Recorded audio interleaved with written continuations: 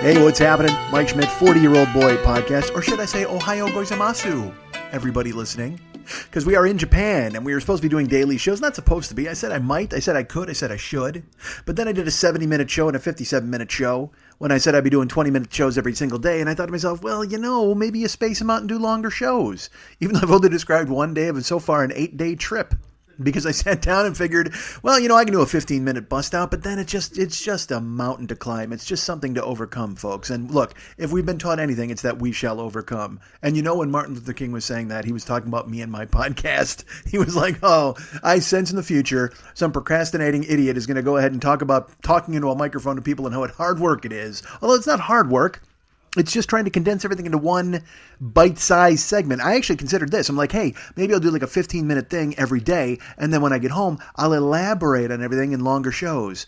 And I don't know. What the fuck? And I'm sure you're sitting there going, and look, nobody's listening anyway. I see the numbers. You guys are like, oh, man, tell us stuff from Japan. And then I look at the numbers, and I'm like, oh, man, no, well, it's not really the numbers. It's the feedback, essentially. I'm getting nothing from anybody. And it's not nothing from anybody. Blind George wrote me, and he's like, hey, these minisodes are great. 70 minutes and 57 minutes. You know what, though, if you look at it this way, that's 127 minutes. Now, I said I was going to be doing 20 minutes a day, 15, 20 minutes a day. 127 minutes, that's 10 minisodes right there, just encased in 2 separate episodes. So all I'm doing is I'm giving you a bulk case of minisodes. Like, you can't go in and just buy a single can of beer. Well, you can buy a 40, or you can buy a tall boy, but you can't just buy a single 12-ounce can of beer, can you? Maybe you can. I don't drink beer. Although I'll tell you this, there's plenty of Kit Kats here in Japan that people are sampling, all sorts of different ones. And on my agenda for this week, people wrote it on the Joker's page. They're like, hey, dude, you should go to a Kit Kattery or confectionery or whatever the fuck. Well, guess what? It's on the list. It's been on the list. And so when I go, don't think you gave me the fucking idea. I knew I was going. So don't take any credit. Don't take any credit for what I was going to do. I'm sorry. I should tell you, it is at 9 p.m., let's take a look. No, holy fuck, it's 10:30. I came in here at 9 to record. I'm in the Japanese bed, as always, and the Kuwaitis are out in the living room. And I will tell you this, thank them, because they made me do this show. They are the podcast dads as well as the trip dads, both Khalid and Ahmad. And aren't you supposed to be doing a show? Shouldn't you be doing a show? Hey, you should record a show. Now, I was going to record this yesterday as well. And by the way, when I say 10:30 at night, it's 10:30 Wednesday here. And I don't know what that means for you. So I'm 17 hours ahead of you. So that's 12, 10, minus 7, so minus 12, 3, 7. I think it's 5 in the morning in California. I don't fucking know. Good thing it's not live, and good thing I don't have any math tests. I don't have to go ahead and give you guys a bunch of fucking numbers, even though I just did. But we're in Japan. We're still in Japan. We got plenty of time here in Japan, and I'm looking to step it up. There will be at least there will be more drops, and but why do I need to apologize to you? I'm giving you content and doing shows. What the fuck, man? But when I sat down to do a show about day 1, like I said, it turned into an hour-long extravaganza, and I guess I could do an hour every day. Believe me, I actually had that consideration when I put up those 2 shows. I'm like, I bet I could do an hour-long daily show for everybody. And then I went, nobody wants to hear an hour-long daily show from you. People barely want to hear a 2-hour weekly show from you. What am I going to do, an hour? And I'm not in Japan all the time, too. It's not like I can generate content every day for an hour-long show, because then we'd be talking about fucking current events, and nobody wants to hear me talk about current events and all that bullshit that's going on. Believe me, nobody wants to hear anybody talk about current events. It's just a fatigue factor setting in on everybody. Every time you open up Twitter or Facebook, you look at the fucking television, you're just like, could you just encase me in a womb of virtual reality where I can just, stare at people being happy, or dogs or puppies or rabbits? Not rabbits. Rabbits are gross. But anything else, any other animal you got? You got a hedgehog? Put a whole pile of them together and it looks like a big fluffy cloud with cute noses, and they eat grain, I think. That's what I want to do. I want to throw grain to hedgehogs. We're in Japan, folks. Let's talk about Japan. Let's talk about day 2 in Japan, right? You guys want to hear all about day 2? That's another thing. I got to get laser-like focus, because if these were, mini-sodes, because I'm saying this is a mini-sode, but we'll see exactly where it winds up being. Hold on. Fucking yawn. God damn it, I'm sorry. I'm late, and here's the thing, too. It's like 10:30. I'm doing something in the morning that I think requires me to leave here at 2 in the morning. I think I'm leaving here in 4 hours. 11, 12, 1, 2. I don't fucking know. 11 to 12, 12 to 1, 3.5 hours. So I should be done recording this by then. Maybe I go on the road. Maybe I take this microphone with me and I record from wherever the fuck I'm going. And that's right. I'm not telling you, because that's day 11. We're only on day 2. I'm trying to catch you up now. God damn it. Day 2, we just went out. We kind of got our lay of the land. Like I said, I talked about day 1. We went to the temple. We went all over. We were going to venture out away from our house, take a couple of trains and go to different places. So where did we go, folks? We went to Electric Town. I think it's called Asakana. Hold on, I'm gonna look up the actual fucking name. You would have think I would have written this down, knowing for sure what was going to happen. Hold on, hang tight. It's a city with the city is called. Hold on, where is it? Oh, Jesus Christ. Akihabara. All right. That's what it is. It's Akihabara. And Akihabara is amazing. It's a lovely place. It's fantastic. But they call it Electric Town because it's where you get all sorts of manga, and anime. And there's we took a couple of trains. We emerged. Well, first of all, I'll tell you this. Walking on the way to the train, here's what I saw on the street. Two things. One, we saw a bunch of fucking rickshaws just parked along the side of the road. Oh my God, how am I not riding a rickshaw? And I will tell you this. We saw one alone, because there were dudes standing there all reading a newspaper. But then we went, and there was, in an alley, there was one rickshaw, and I look at him out, I go, dude, let's go. I will pull you in the rickshaw. Let's just fucking rampage. And he's like, you can't steal a fucking rickshaw. I go, that's exactly what I can do is steal a rickshaw. I'm from America, goddammit. They'll understand it was a prank. A harmless prank. And as we all know, the president will intervene if you're an American and you get in trouble overseas. He did it for those basketball players from UCLA, and all they were doing, they were stealing chains. That's a bunch of crazy shit. What am I doing? I'm stealing a rickshaw, running around giving my buddy a ride. They're going to totally let me off the hook, right? They're going to say, Ohio gozaimasu, and just let me walk out the fucking door. And believe me, the last thing I would ever do is contact our president for fucking help. That's what I want to do, because inevitably I would wind up in a tweet and I'd just get painted as some weird fucking guy who violated all the laws, and then somehow, let's ignore it. Let's not do that. However, it doesn't mean I won't steal a rickshaw. I've got 4 days left to do it, and if I see one unmanned, I may just dive into it. But I want to ride in one. But also, part of me thinks, man, because again, this fucking country, this whole country is a toy country. I told you the chairs and fucking everything. And I took a great picture. I went to a restaurant. I'll put it online. I have so many pictures. I have so much video. And I will tell you this. It is, and I fully expect you to bust my balls for saying this. It is exhausting being social media guy. It is because I'm trying to include Snapchat and Instagram and Facebook and YouTube because again, like I told you, Gio's like, dude, put it right in YouTube. So I've been doing that, but then when you put it in YouTube, I have to put the links myself into the Joker's page and then into the Facebook page and then into Snapchat. I've tweeted a few times too, but that's kind of fell by the wayside as I do Instagram. Oh, and then I find out, get this, man, I'm fucking putting all the YouTube links in Instagram. They don't read his links. So then what? You're going to copy and paste from Instagram and go check it out? Fuck that. But then in my head, I'm like, well, I can just put the videos into Instagram and then have everybody else go visit YouTube. But you know what? Fuck that. I want people to subscribe to YouTube. And also, if people watch it on Instagram, why the fuck are they going to go to YouTube? Like, they're not going to do that. That's just an extra step. They can watch it there and then they're supposed to go and take a look over there. It's fucked. By the way, like I said, I'm in the Japanese bed, so there may be like sound as I'm actually holding the microphone today. This is truly like a weird stand-up show, except I'm sitting down in a bed. And my legs are covered like an invalid. I'm like a grandfather. I'm going to go get Charlie. We're going to go to the chocolate factory here in Japan tomorrow and go see some Pocky get made. So we saw the rickshaws. I wanted to steal one. I was talked out of it, unfortunately. But don't worry, it's still on the agenda. And get this, man. There's all sorts of, like I told you, there's noodle places and rice places and curry places to go and stop in and eat. But as we were walking to the subway stations on this trip, and fuck you, yawns. I actually took a photo of it. I could not believe it. It exists here in Japan. Ladies and gentlemen, Yoshinoya. Oh my God. If you don't know what Yoshinoya is, it's a Japanese restaurant. I know it's in California. I don't know if you guys have it anywhere else. Californians know exactly what I'm talking about. It is fucking terrible. It is so bad. And it's just got this orange and white sign. It's funny. I think it was Patton Oswalt. He's like, that orange and white is the colors of sadness. You know what I mean? And that's just dreamsicle colors or creamsicle or whatever the fuck you call it in whatever town you grew up in. But it doesn't say Japanese food. I'll tell you that. Orange and white. Go red and white. That's, get your color of your flag in there. Go land of the rising sun. But instead you got land. Well, I guess orange is kind of sunny. Orange and white. Nah, I don't fucking know. Whatever. It doesn't matter. Oh, Yoshinoya is awful. I ate there one time. Karen and I went there early on when we first moved to LA because we're like, oh, that's cool, fast food, Japanese food, let's check it out. Oh my God, awful.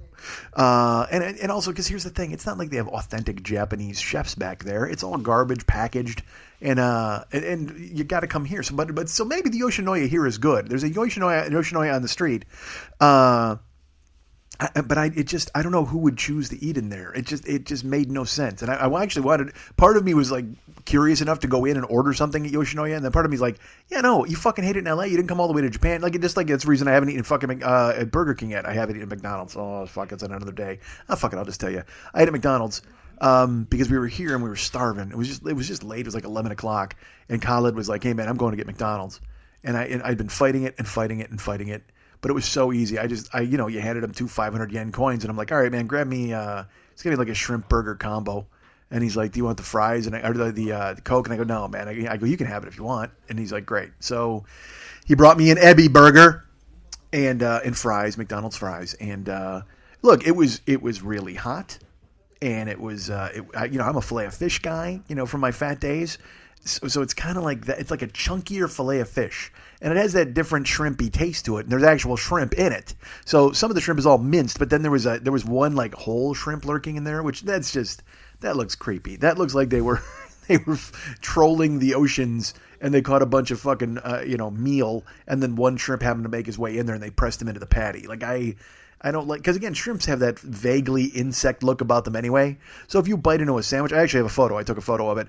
If you bite into a sandwich and there's half of a shrimp hanging out of it, but nothing else looks like shrimp, it kind of looks like you had an invader, like you got a hitchhiker in your patty there. But I wound up eating. I ate about 2/3 of the sandwich, and then I gave my half the fries away. It's when you don't eat that kind of stuff, because I told you I stopped eating fast food for a long time. And now when I was Ubering, I would actually stop and I'd get one, like a breakfast thing or whatever the fuck, in these breakfast pockets, or you'd get one fillet of fish. But eating it, it's just so heavy and gross. I mean, it just kicks you right in the fucking stomach. Oh, it's brutal. But it didn't matter because I will tell you this, they were playing video games. I was watching them play Tekken, and it had that vibe I used to have with my brothers when we lived together in Bolingbrook, all in one apartment. We would just get fucking food from Portillo's or Paceros, and we would just sit there and play video games all night long, play Madden or hockey or Sega or whatever, and I would watch them play games, and I'd play, and you'd just tag yourself in and out. We'd play Genghis and eat, and just, those are times I pine for, folks. Those are the best times when you have no responsibilities. Check that. You have responsibilities, but are you ignoring them? You're ignoring them so you can choke down a fucking beef sandwich in the middle of the night and watch your brother play Genghis. God damn, that's fantastic. So that's what it was like here. I was like, well, let's get some late night fast food and watch these guys play Tekken. It was gorgeous. But I mowed my way through about 2/3 of the burger, and I was like, nah, whatever, that's fine. Oh, we have a guest. Regular Abdullah has come into the room. Hello, Abdullah. How are you? Hello. Nice to see you. I'm good, thank you. Are you coming to talk to me, or are you coming to jump in? What are you doing? I'm taking some stuff, but this is my first time on the air, so should I say something? Well, you've said a lot so far. As a matter of fact, what do you want to say? I would tell you this: regular Abdullah, he always gets mad at me because I sleep in the same room as him, and I set my alarm, and I know for a fact it's going to go off and wake him up. But sometimes I can hear the alarm, like my alarm will go off, and I can hear him just go in the other bed, and I know he's very disappointed in me, and I apologize for that. On the air, I apologize to you, Abdullah, for that right now. No, this is not the thing that disturbs me. Oh, you have another thing that disturbs you? Well, by all means, tell me right now. I'm very light sleeper. Oh, light sleeper. Very. Oh, you were pissed last night when we were talking. No, that's not it. You wear some watch or you sleep, right? I do. So when you move, it slides out. And then I wake up. Oh, I get a beam of light shines in your face from my watch. Yeah. Oh, I have a Fitbit watch, and so because look, folks, there's nothing more important than tracking your heart rate as you sleep. Believe me, when you're a giant fat guy, you might die in the middle of the night, so you got to have a watch there to beat. Maybe that's why it's there. That's the thing. When it lights up, it's actually giving me a jolt because I might be dead. My heart may have actually stopped. So I apologize. Though it costs you some sleep, though it costs you 30 wings, it's actually saving my life. So it turns out you're fucking selfish, is the way it goes here, Abdullah. So that's your fucking problem. All right. So, you're going into the magical pillow and blanket closet. We're staying in the Airbnb. Hey, I've threatened many times that I was going to walk through and do like a video walk through the Airbnb, but it's very lived in now. I don't know if you guys want to see that, but I mean, I keep saying shit like that, and everybody's like, "Oh my God, do it!" So we should do it. Perhaps Abdullah will make his way into the video. Who knows? Or perhaps he will not. Perhaps Muhammad will come in here and be. This is funny. I said I was talking to Ahmad, and I said, "I go, is Muhammad older than you guys?" And he goes, no, he's actually a little younger. I go, oh, he's very stoic. He's very grown up. And he goes, no, in Arabic, he's an idiot. And I said, oh, okay, that's fine. Because in English, he's very somber. He's like he comes off as the dad of you guys. But then he told me when he speaks in Arabic, he said, Muhammad's just an idiot like the rest of you guys, which is fine with me. So that's good. Are you going to leave now? Yeah. Oh, you're saying goodbye to everybody? Well, say goodbye. Goodbye, Abdullah. That's regular Abdullah. Next time we'll have Eastern European Abdullah and Blind Abdullah perhaps will be on the show. We'll get him on here. We could talk to Blind, but we could actually record Blind Abdullah. He would have no idea he was on a show, for fuck's sake, because the guy can't see a fucking thing. All right, so we'll get some more Abdullahs to Japan and get them to come on the air with me. All right, so what the fuck were we talking about? Yoshinoya and how terrible it is. So we get in the trains. We head out to Electric Town. And we're going there, which is totally fun. Electric Town is amazing. And it really, when I say amazing, I mean could not be less amazing. It is. I'm not a manga guy. I'm not an anime guy. I'm along for the ride. So I want to poke my head into a few places and see what they got there. And they got a lot of stuff in Japanese, folks. You walk in, and I will tell you this: there's a lot of cosplaying chicks on the street that are wearing the fucking costumes from video games, and basically, all right, let's put it this way: I don't know if they're from video games or what. They're just wearing short fucking skirts. There's poor girls. It's 42 degrees outside, and they're wearing short skirts and knee socks, and passing out flyers to try to get you into a store. And then you go into the store, and I mean, it's just everybody's got the. I filmed a couple things there. I keep threatening. I film all of these things. I took a picture of the McDonald's shrimp burger. I took videos of. I have 1,000 photos and videos, and in my head I go, I should post this, and then I go, yeah, nobody cares. And I should have made, because then I'm like, you should have just made a Facebook, like a 40-year-old boy Facebook page for Japan. But again, not everybody uses Facebook, so I'm trying to go along. Again, being social media's butterfly, I don't even say superstar. Social media guy is exhausting because you got to go to YouTube and post it there, and then bring the links over. Instagram doesn't help. Twitter is also out there lurking. Everybody is just, I'm trying to get as many people as I can into Mike Schmel. And by the way, subscribe to the YouTube channel, please, if you haven't done it just yet. We are close. You guys met the challenge last week. I think we got over 100 more subscribers, which is great. Now I need 200 more within 3 weeks to go ahead and still continue to monetize the network and the show. And look, if you go over there now, like I said, if you subscribe, you don't even have to fucking watch anything. Just subscribe so they think that you do. But I will tell you this, I feel strongly enough about the content we've put up on the YouTube channel that you're going to want to subscribe and check in periodically to see what fun stuff we've done. Whether it's old videos from 8 million years ago where I did the Jimmy Pardo roast, or if it's something as fresh as this afternoon where we were in Electric Town. That's right, we went to Electric Town again. I know day 2, I'm telling you about our Electric Town trip, but today's like day 11, and we were in Electric Town yet again. And I will tell you this, Abdullah and Mohammed and Khalid, they're in Electric Town every goddamn day. They could not care less about the rest of Japan. They're happy to go get kebabs, go to McDonald's, and then hit Electric Town and walk around. And I think Mohammed's bought like 8 swords, which is it's probably bad luck, don't you think? You got this dude walking around buying swords. And I looked at him today. He has a sword that's it's in a box that's 4 feet tall. A cylinder, it's a small box, but from his feet to almost his armpit. And I just went, dude, where's that going? And he goes, I will take home. And I said, yeah, that's fine. There's a sword? He says, yes. I said, well, it's not going to fit in your luggage. He goes, carry on.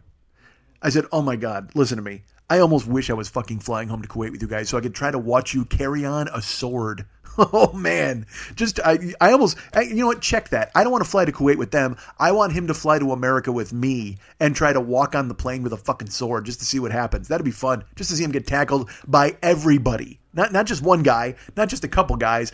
Everybody in the airport will pile on him and just dogpile Muhammad. And still, by the way, all of those employees, by the time they pile on top of him, the sword still taller than the entire pile because it is a gigantic fucking piece of metal.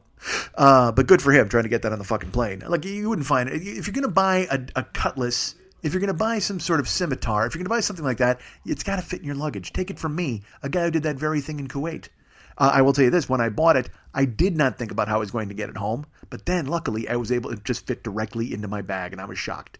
And now my godson has it, and I think he uses it every day. He's out there practicing his scimitar moves, along with his jeweled dagger and the calibit that I just got him for his birthday. All right, so we went to Electric Town. And, all right, but before we went to Electric Town, we went to go eat. And that was a circus because, a lot of these dudes, they keep it halal. Let's keep it halal, ladies and gentlemen. Halal. Let's keep it all halal. What that means, I think, from what I hear, is that they can only eat meat that has been killed by the sword that Muhammad purchased here in Japan. I'm just guessing that that's what it is. So you can imagine trying to find a restaurant for that is very difficult. But we did. They had, they took me on this out-of-the-way excursion, 4 trains, because they had to go to get this halal curry at a curry joint. So it was Coco Curry. Is what it was. And look, Japanese curry is super delicious. If you've not had it, please jump on board and get it. I was someone who had not experienced it until I went to Kuwait. And that's where I had Japanese curry for the first time. But now that I've had Japanese curry in Japan, I can tell you this, it's even better than Kuwaiti Japanese curry. Although the Kuwaiti Japanese curry was super delicious, the Japanese curry has a level of authenticity around it that you just can't get in Kuwait. That's a lie. I'm not this discerning about curry. It's delicious. All of it's delicious. I'd take a fucking bath in it. It's like this fucking curry gravy over rice. I get it with a big pork cutlet. Those guys don't because they're halal, so they get chicken or whatever the fuck. So we go to this Coco Curry joint, and we're looking at the menu, and they've got, they had curry. But the thing is, we had curry the first night in town. Curry the very first night. I told you when we landed on the plane, we went and got some curry and soba. So I was like, I want sushi, man. I mean, I came here to Wolf Sushi. I know we ate it in that guy's basement, but I would eat it 3 times a motherfucking day. So we went to Coco Curry, and we sat in, again, the toy booths, because this entire fucking country is built by Fisher-Price. And look, I'm not the ugly American who's like, oh, this fucking stupid country, I don't fit here. No, it's not their fucking fault that I waddled into town like a gigantic fucking son of Godzilla. It's not their fucking problem that I don't fit into their chairs and their booths, that they're all healthy and in good shape. And then the American comes to town and goes, oh, hi, how you doing? Mind if I just set this gut here? That's my problem, not theirs. So we head into Coco Curry House. We squeeze into a booth, and by squeezing, I squeeze, and the other guys are all fine. And we start looking. We look at the menu. They got curry with pork. They got a curry tonkatsu. They got all these different curries. And as we're looking, Khalid is on his phone. And there will be times, a lot of the time it'll happen, where the 4 dudes will just start speaking in Arabic. And I hang out, or I go on my phone or whatever, because they're having a conversation, and that's what they do. But as I've said before, I don't know if I said this before, and I talked about the Kuwaiti shows, these guys are all great friends. But the discussions in Arabic inevitably sound like they are having the worst fight you've ever heard in your life. It'll just be like 4 dudes just going, that's a very bad imitation of their Arabic, but it's a very insistent language. So when they speak it, it has an edge to it. And I always think they're saying, because again, me. So I always think they're going, why is this guy with us? And then Ahmad is trying to defend the fact that I've come on this trip. It's fucking stupid. It's ridiculous. But that's where my fucking brain goes. So sure enough, we're there and they're having a curry debate or a debate about whatever. And I'm looking at the menu and I picked out, they use a pork curry. But then they had a better, oh my God, dudes. It was cold. All right, when we got to Electric Town, or the trip on our way to Electric Town, it was really cold. It was probably like 42 degrees. So that's a number I'm going to keep pulling up, 42. It was Jackie Robinson outside. So we stop at this curry joint. They're arguing, they're discussing, they're talking. Khaled's got his surgical mask on, because I will tell you this, Khaled immediately embraced surgical mask culture. He just said, all right, I'm fucking in. Throw it on me.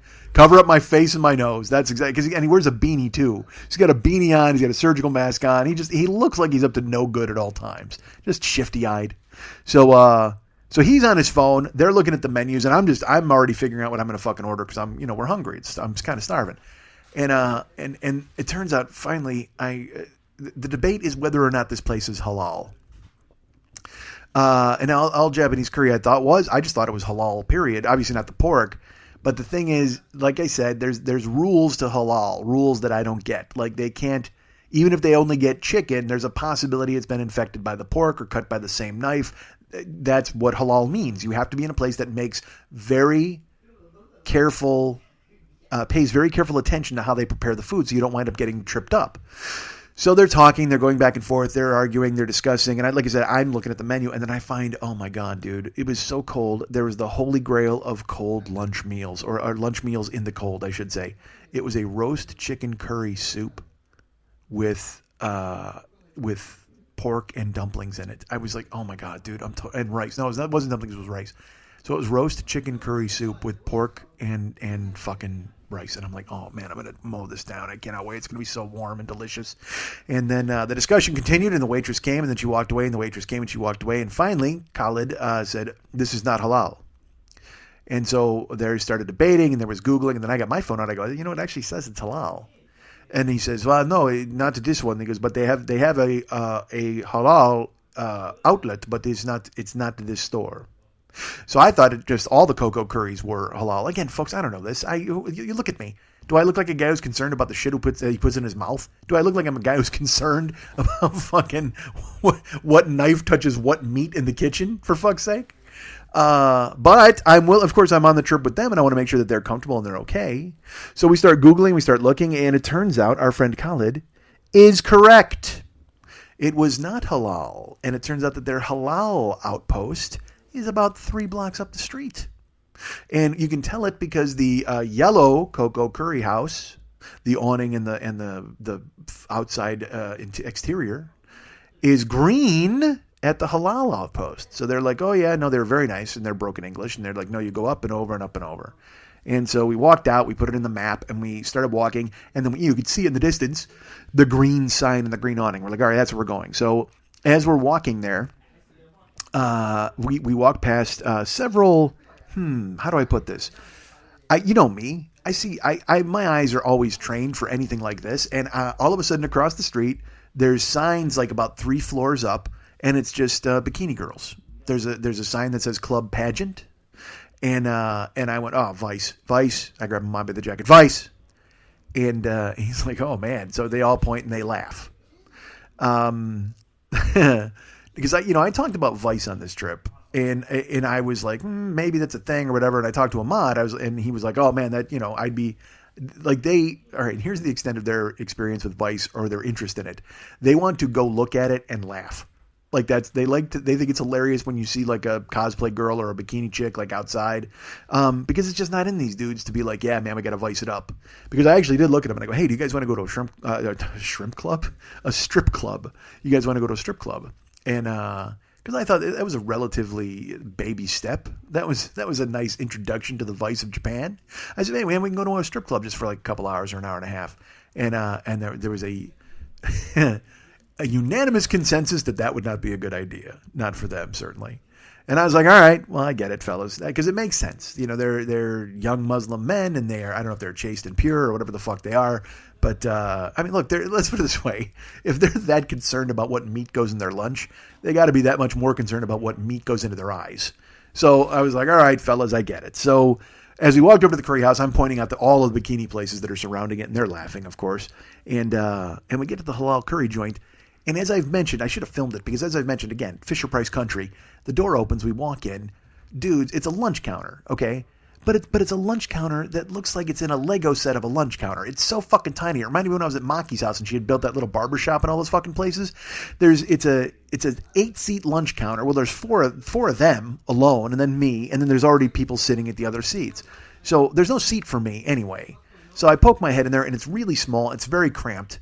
And also I looked at their menu. Well, they only make chicken because again, it's fucking halal. So it's chicken curry and then a chicken cutlet or a chicken soup or a chicken whatever, but not a chicken soup, just a broth. Like they didn't have all the dumplings and all the other shit from the other place, or the rice, or the fucking pork. And I really had my heart set on that soup. That's what I wanted more than anything. I wanted sushi, but then I saw the soup and I jumped the fence. So I said to them, I go, fellas, I can't. I can't do this. And they're like, really? And I go, yeah, it's fucking cramped and I'm going to go. And they go, okay, cool. Well, just let us know where you're going. I said, sure. I'll go walk around a bit and find something. So I walked outside. I go down about 4 steps, 5 steps, 8 steps. I don't know. It doesn't matter to you where I went. I went to Osaka and I walk and there's a sign. And on this sign, it's got some bikini ladies, and they happen to be sitting on men. A guy, he's got a towel over his face, and a woman sitting on his chest, and then she's actually backwards sitting on his chest, and she's reaching down and massaging his thighs. And it was Aroma Life. Apparently, it was a massage therapy place. And I looked at the sign. And I looked at the door, and I looked at the sign, and I looked at the door, and they only offered, it was an hour massage. It was nothing for a half hour. But look, my legs were hurting from walking for 2 days, and I thought to myself, this would be an ideal situation because again, as you know, I'm very much a fan of being womb-like. And also, here's the way I get my legs worked on, but I'm also womb-like because, I have a Japanese girl straddling on my chest and keeping me all wrapped up as if I were a baby swaddled in a blanket. And, of course, my hands would remain at my side, and she would massage my legs, and then I'd be all fresh, and I would walk out of there a rejuvenated man. And then I realized, well, these guys fucking wolf their food, and they want to go to Electric Town. There's no way I can get in here, and certainly an hour is not going to happen. So I went, well, and I'm going to take a photo of this and post it and see what people think. And I posted a photo, and people were like, of course, everybody got jokes. So everybody decided to go, ha, ha, ha, hilarious. And then they all made their joke. But I could not bring myself to go in. Because, again, like I said, the guys are eating. I got to do whatever. So I crossed the street in search of sushi. I could not find any sushi. So I found instead another Well, all right, look, I said they got the rubber food all over the fucking joint, right? So I walk up and there's rubber food, and it had a lunch special, and it had rice, and on top of it had fried shrimp on top of the rice, and it came with soba noodles like the first place we ate. So I said, well, that's the move. So I go in, I buy the ticket, I hand it to the lady, I sit down at the toy table, and she calls my name, I pull it, and I grab the tray, and it's a big bowl of soba noodles and broth, and then it's a big bowl of rice, and on top of it, not so much shrimp, ladies and gentlemen, fried onions. The rubber food industry threw me off and ruined my lunch because I thought I was getting some fried crustaceans, and here I've just got some fried onions. Now, look, I like fried onions as much as the next guy, but this country needs some fucking protein, man. Like I said, the soba noodles are just soba, and then the rice and the onions. I mean, there's not a protein speck in that entire goddamn fucking meal. But that's what I got, and good luck returning it. I mean, it's bad enough me ordering arigato and handing tickets like a dumb fuck, but then I'm going to walk up and go, hey, I thought your shrimp were onions. I thought your onions were shrimp. Whatever the fuck. Get me some new stuff. Yeah, it'll go over really well. So I knew the guys were finishing, and I was sitting there waiting for my food, and I get a buzz from Ahmad, and he's like, where you at? We're finished. And I was like, all right, fuck. So I walked outside. Like I said, I didn't even have my lunch yet. And I take a picture of the awning, the sign outside, and I send it to him. I go, hey, I'm directly across the street from you in this place. He goes, all right, we're on our way. I go, well, my lunch hasn't even arrived. He goes, well, take your time. It's fine. We'll make it over there. So I get my lunch. I sit down. And I know they're coming, so I just start powering through it. I just start gacking down soba noodles, chowing rice and onions, mixing it all up. Not soup with rice and onions, but I'm whatever. Boom, boom, boom, boom. Chopsticking, eating, and chopsticking. Ahmad pokes his head in, and I go, man, I'm almost done. He goes, well, no, I'm just checking in. Don't worry, we're walking around looking. And I go, no, it's okay. I don't want to make you guys wait because I'm paranoid. You don't want one dude to make four guys wait. That doesn't make any sense. And I find myself doing that a lot when I take photos or whatever. In the beginning, I was uncomfortable because I would just stop. I'd see a palace or I'd see a sign or something. I'd take a photo and they just keep walking. In the beginning, I was uncomfortable. Now I'm just like, well, fuck it. I'm here to do this. I want to see stuff and take pictures. And, if Ahmad notices, he stops and then the other guys move and then we'll just, let's put it this way. It's a big country, but I'm not going to get lost. I mean, I got a phone. They got phones. I'm going to catch up to them and find them somewhere. So I'm just had this attitude where I'm just going to stop now and take pictures. That's what I do. So, but in the moment then, I didn't want to make them wait because I wasn't taking pictures. I was just wolfing down a fucking lunch. So I pound it down, soba noodles, broth, pound. And then Ahmad pokes his head in and I go, I'm done. And he goes, no, I told you, don't even worry about it. I go, no, that's okay, I'm fine. I put the thing up and I say goodbye to the lady. I say arigato. We walk outside and the guys are in a convenience store about 3 doors up. And I take about 5 steps and I knew. I just fucking knew. So I take 5 steps and I stop. And Ahmad is with me. And the guys are in the convenience store. And I go, hey, you know what? Give me 1 second. I'll be right back. And I walked back into the noodle house. And I went and found their water closet, is what they call it here. And a water closet that I have to enter sideways because, again, tiny as fuck. But I knew. And I opened the door. And I got in there. And I didn't want to. But I just fucking threw up everything. All of it. Soba noodles, fried onions, rice, all of it, broth, all of it. Now, of course, I was able to make it, luckily, into the water closet in time because I knew it was happening. Like I took 5 fucking steps and went, yeah, I'm gonna throw up, and I knew. And that's the last thing I need to do out on the street into the gutter. I get enough side eye at this point. I don't need to be vomiting in the fucking gutter and then going, hi everybody, how you doing, and just leaving it there. Now, I would scoop it up. You know me, I'm that fella. Am I? I'm the guy who'd scoop up his own vomit. Well, I got a story about that another time too, I'll tell you. All right, and I'm sure you're dying. Right now you all just marked your calendars. Hold on. Mike's got a story about scooping up vomit. Can't wait to fucking hear it. So I threw up. I don't know why. I mean, obviously it wasn't bad because everybody else was eating there and they seemed to be fine.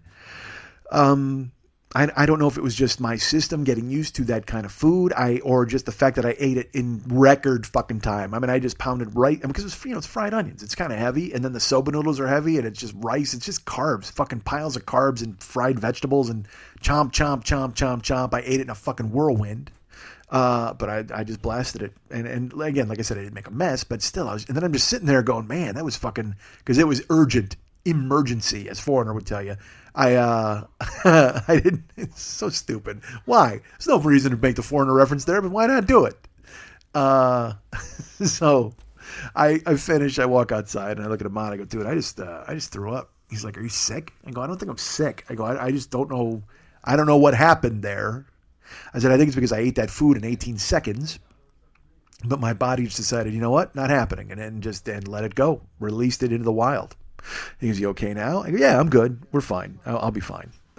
So I was like, and then in my head I was like, I could have paid $150 to get my fucking neck rubbed over at Aroma Life. And by neck, I mean, well, maybe not my neck, but instead I paid $10 and vomited it up all over the water closet. So fuck, 10 times that. And I could have gone ahead. Well, yeah, it was almost 15, but yeah, I could have fucking 10 times that. I could have gone in and I something would have shot out of me, but it wouldn't have been vomit. So we bails. We leave we go to Electric Town now, actual Electric Town. And, again, like I said, there's these girls and ponytails and fucking short skirts and people walking all over the place. And that was our first experience with the many Kit Kats. I'll tell you more about Kit Kats once I go to the fucking factory. I think we've found 6 different Kit Kats in stores now that we've bought. And we've found a couple more that we didn't buy. So we walked by the store and they had a big Kit Kat display and they had fucking... when they had, strawberries and cream and orange and, all those.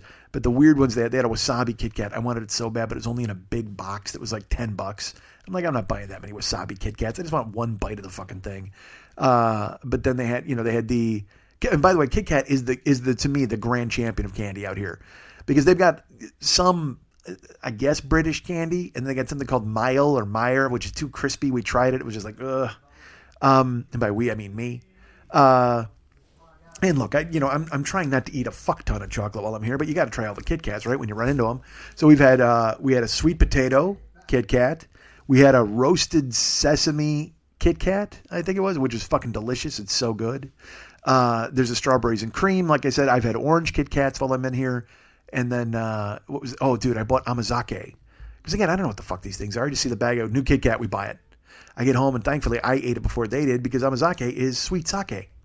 And there's actual alcohol in the candy bar, like 0.08 or something like that. But the minute I ate it, it's a beer. It just tastes like a beer Kit Kat. It's fucking weird. What I want to do, seriously, is I want to buy them and just bring them home to pass out to you guys. Like if I ever meet anybody, I would just go, here, eat this beer Kit Kat. Just because, so I need somebody to share the experience with me. Because I've had a beer, because these guys can't. They can't eat it because it's got liquor in it. And also, I don't think they even fucking know what beer tastes like anyway. They had a 47-minute debate about whether or not they could eat a place where a knife is going to touch another knife. So I don't think they've eaten any beer in their past. Eaten beer? Maybe frozen it and eaten it as a fucking Jell-O cube? Who the fuck knows? So we head off to actual Electric Town. We walk around there. There's the stores. We bop in and out of these fucking anime stores. And again, this isn't my deal. I'm not that guy. But these guys are gamers and they want to see this cool ass shit. So I start filming. I just filmed. There's so many things I filmed on this trip that I just want to post and just write the word Japan. This is Japan in 45 seconds. This is Japan in a minute and 15 and seconds. A minute and 15 and seconds. It's late, folks. Again, I'm recording from a fucking bed. So we go into this one anime store, and I don't know anything. Like I said, those guys can read stuff. So we're walking around, taking a look at all these different things, and it turns out this place has 6 floors. So I ask Ahmad, I'm like, well, what do these signs say? And it turns out on the 5th floor, that's where they have adult DVDs. Now look, I'm in Japan. I've been waiting for this moment. I demand to see what the adult DVDs are. And so I said, all right, well, that's where I'm going. I'll meet you guys. So I pressed the button on the elevator because everybody else is taking the stairs. I press the button on the elevator. Elevator opens. I'll post a photo of it. There's just a woman. I think it's a woman. It's an anime woman because all of those anime women also look like their faces look like they could be raccoons or squirrels. Not raccoons, like how do I put it? Like a cute bear? I don't fucking know. It's weird. No, but this was definitely an anime woman. And she had some, I'm going to say, exaggerated proportions. And this poster was still up from Christmas because she had Christmas ribbon that was serving as, I guess, a bathing suit. I don't know, covered her nipples in her fucking baby house. So literally, she had 2 ribbons down over the baby house and over the nipples. And she just got, big legs spread. And it's a drawing chick. It's not a real chick. But I was like, all right, well, I got to fucking take a picture of that. I can't wait to come back to America with these fucking photos in my goddamn phone. So I took that photo and I went up to the 5th floor. And I got out. And, there's just miles of DVD. I walk out, and the best part is the counter guy, there's no judgment. And these guys aren't like all wasted on weed or whatever. They got suits on. It's like every cab here too. Every cabbie is wearing a fucking suit and tie. That's not an exaggeration. I don't know if it's part of their uniform that they have to wear. I don't know if it's government mandated. But every cab company, all the different cabs, they all have suit and tie on. You could come here and you could start like, fuck you cab company and wear a dumb outfit and maybe do well. I don't know. But you can't compete. Why would you? These guys are all great. It's so efficient. They got it fucking nailed. Although I will tell you this, it's my first trip to a place where they drive on the wrong side of the road. And but it's, for Americans, it's not really the wrong side of the road. So I was actually at a cab last night. And this dude was 80 fucking years old. He had no idea where I was going. I had to show him the address and go, hi, just point at it. But then when he was turning right, all of a sudden he turns into like oncoming traffic. And I'm like, holy fuck, dude. Like in my head. But then I realized, he's not turning into oncoming traffic. He's doing the right thing and he's taking the wide ass berth. So I wind up going around the corner with him and I'm like, oh, all right, we're fine. Good. Keep going, sir. Go ahead, Tokahiro. You know where you're going. I don't. Although I did know where I was going, but I just at the same time I didn't know what fucking lane we were going into. But that's the deal. Is it's everybody drives on the wrong side of the road, so it's my first experience with that. Well, then I go up to this fucking DVD floor, and this dude, because this is filth. I mean, it's just fucking miles and miles of filth all over the place. And this guy could not have been more cheerful. Hi, arigato, or no, gonegashimasu, or whatever the fuck. And look, I don't want to dismiss their language. I'm just saying I'm still learning hi. It's konnichiwa, and like I said, ohayo gozaimasu, which is another hello. And then there's konbanwa at night, which is weird. They have a different salutation for nighttime and a different for daytime. But I'll tell you what, it's Japan. It's like everything is different over here, as Steve Martin would say. So we go into this joint. Like I go into the DVD, adult DVD. And it's just, look, we've all seen Japanese porn on the internet. And by the way, that is a sentence with a lot of confidence behind it that might not be true. Some of you people out there may not have seen Japanese porn on the internet because you're good people and you haven't done that sort of thing with your life. But it runs, it's a certain kind of deal. You know what I mean? It's Japanese men and Japanese women doing sex things. And the women are usually wearing, schoolgirl outfits or doing things like that. And, it's kind of straightforward. Even though it is a little different, it's still pretty straightforward porn. And so I walked through, and I will tell you this: everything is pixelated. The cocks are pixelated, and the tits aren't pixelated, but cocks and vaginas are pixelated, but not so pixelated that you can't figure out what the fuck is going on. I mean, it's so silly that they think that they're hiding something, I guess. But for some reason, they think they're hiding something. So they pixelate this stuff, and it sends a message that you shouldn't be looking at it, even though that's all you're doing is looking at it, I suppose. So I walked down, and I'm looking at it, and it's all just kind of, look, I mean, I guess I was hoping to be shocked because I have the internet. So, I mean, I've seen all this ridiculous porn. So I get down one aisle, and I start walking up the other aisle, and I look at the sign, and it says, floor 5 adult DVD. And then there's an English sign. It says floor 5 adult DVD. And then it says floor 6 maniac adult DVD. Something interesting is going to happen there. Now, see, this is what I fucking came to this country to see. Because now I'm on adult DVD. That could just be two adults having consensual sex and they love each other and they're hugging, and that's fine. But look, give me maniac adult DVD. Like I said, I had the internet. I was hoping to experience it live. So I go back to the elevator. I press the button. Oh, and the guy's like, "Hi, onegamashimasu." He's like, "Ganamashmasu," whatever the fuck. And I'm like, "Oh, okay, awesome." He's really happy that I'm here. Elevator opens. There's our friend in the Christmas ribbon. She looks amazing. And I push the 6 button. And I have expected the elevator to go, "Are you sure?" But yep, I'm in. So I go up to floor 6. And it opens, and again, like I said, the guy's wearing a tie behind the counter, very efficient, and he's like, "Oh, hi, onegamashu," and I'm like, "Hi, onegashimasu, arigato," and I take one step in, and I look to my left, and the first thing I see, again, first Japanese writing on all of these, so you don't know what they say, but the first thing I see is a Japanese woman, like a very beautiful Japanese woman, smiling into the camera. She is leaning forward, and she is using her breast as a weapon, and she is lactating in a guy's eye. Not a dribble, not a drab. She is firing off a goddamn lightsaber stream into this fucking dude's eye. And here's the best part. Like, you figure you got a fetish video like that, it's going to be a dude who likes it. I can tell you the guy on the cover didn't care for it very much because he was making like that, hey, like that cringing arg face. And she could not have looked more comely or more sexy or more beautiful in the face. And as I've told you before, I don't get lactation. I don't get scat. I don't get piss play. None of that shit registers for me. It doesn't land. There's a lot of crazy shit I want to do. And a lot of places I'll put my face. And a lot of places I want you to put your face and fingers. And let's all do all this for one another. But anything that's coming out of me, I prefer the front.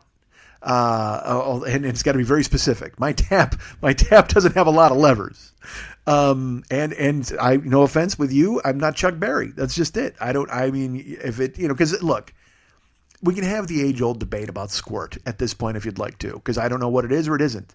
But and it blasts you in the face, and you're not asking any questions because you guys are having a good time and you're in bed. And at that point, because I don't want to know at that point, because you know what? As far as I know, anytime I've gotten a woman to squirt in my face, I want to go achievement unlocked. Like that's in my head. I want to go, yeah, that's perfect. Look at that.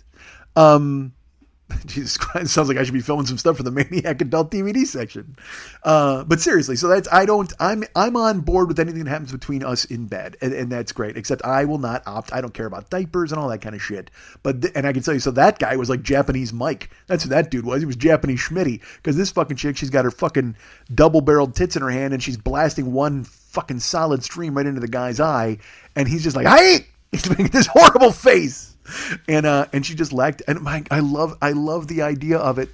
Part of me, because again, I don't know Japanese, so I'm hoping that entire DVD is just guys getting shot in the eye with lactation. No, not even any fucking. Like these dudes are just fully clothed. They're on the fucking couch. These chicks just line them up like Don Henley lining up hookers and just start banging them in the eye with fucking milk. Boom, boom, boom, just fucking letting them have it. And then there's them just hating it, just fucking misery. And they're not, because again, you know what? It's about time the women took control of goddamn porn. And over here, it looks like they got a solid hand on it, at least in lactation porn.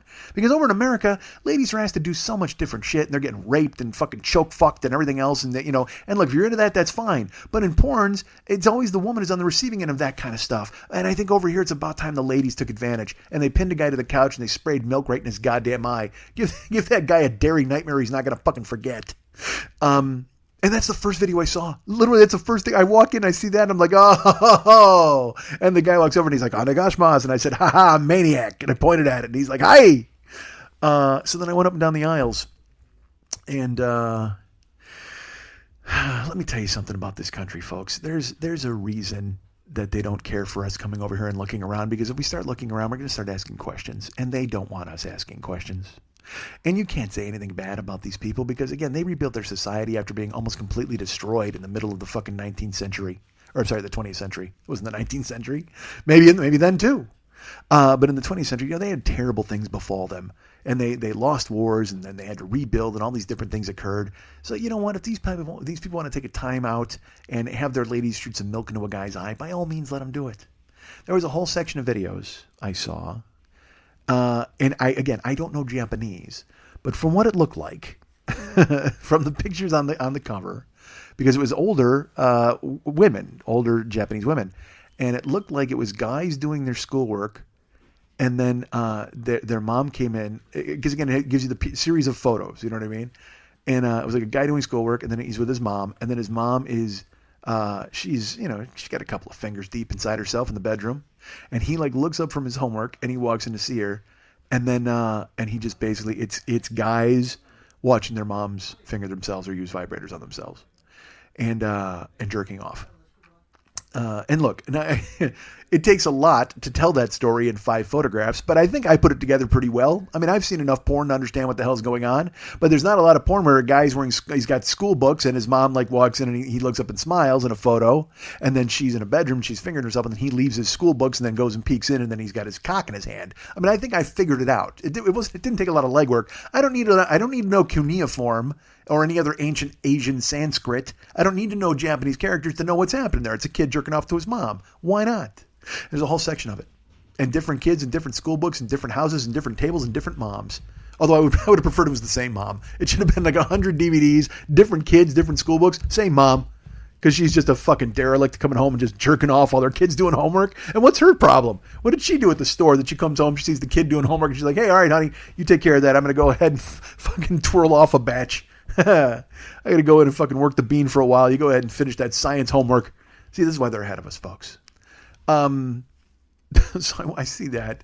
And then I see, there's the ones we've all seen. Like, we've all seen these, where it's the schoolgirl in the elevator.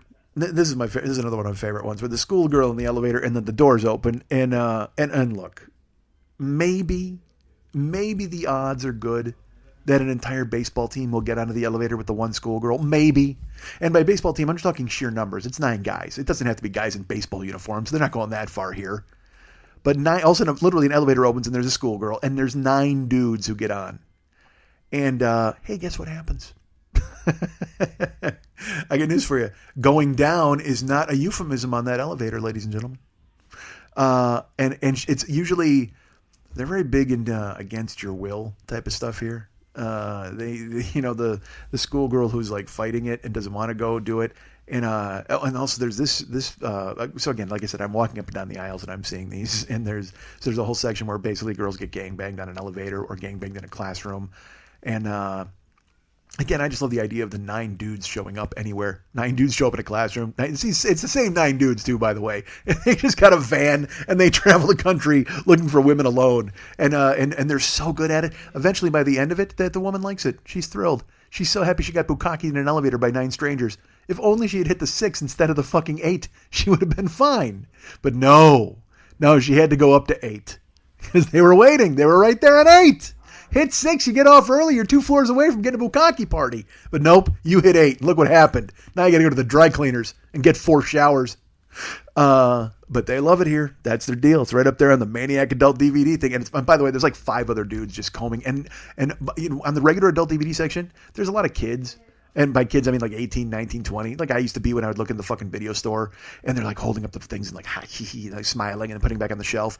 Man, you go up to the Maniac Adult DVD, that is where the fucking hardcore degenerate resides. That is where the guy who looks like fucking Yosh Kawano, who used to work the clubhouse for the Cubs in Arizona during spring training, that's where the dudes, who look like Mr. Miyagi wearing a fishing hat, like those dudes who haven't been out in society. They've just come down from the Buddhist temple and they've come down to go ahead and get their Maniac Adult DVDs for the long, cold winter ahead.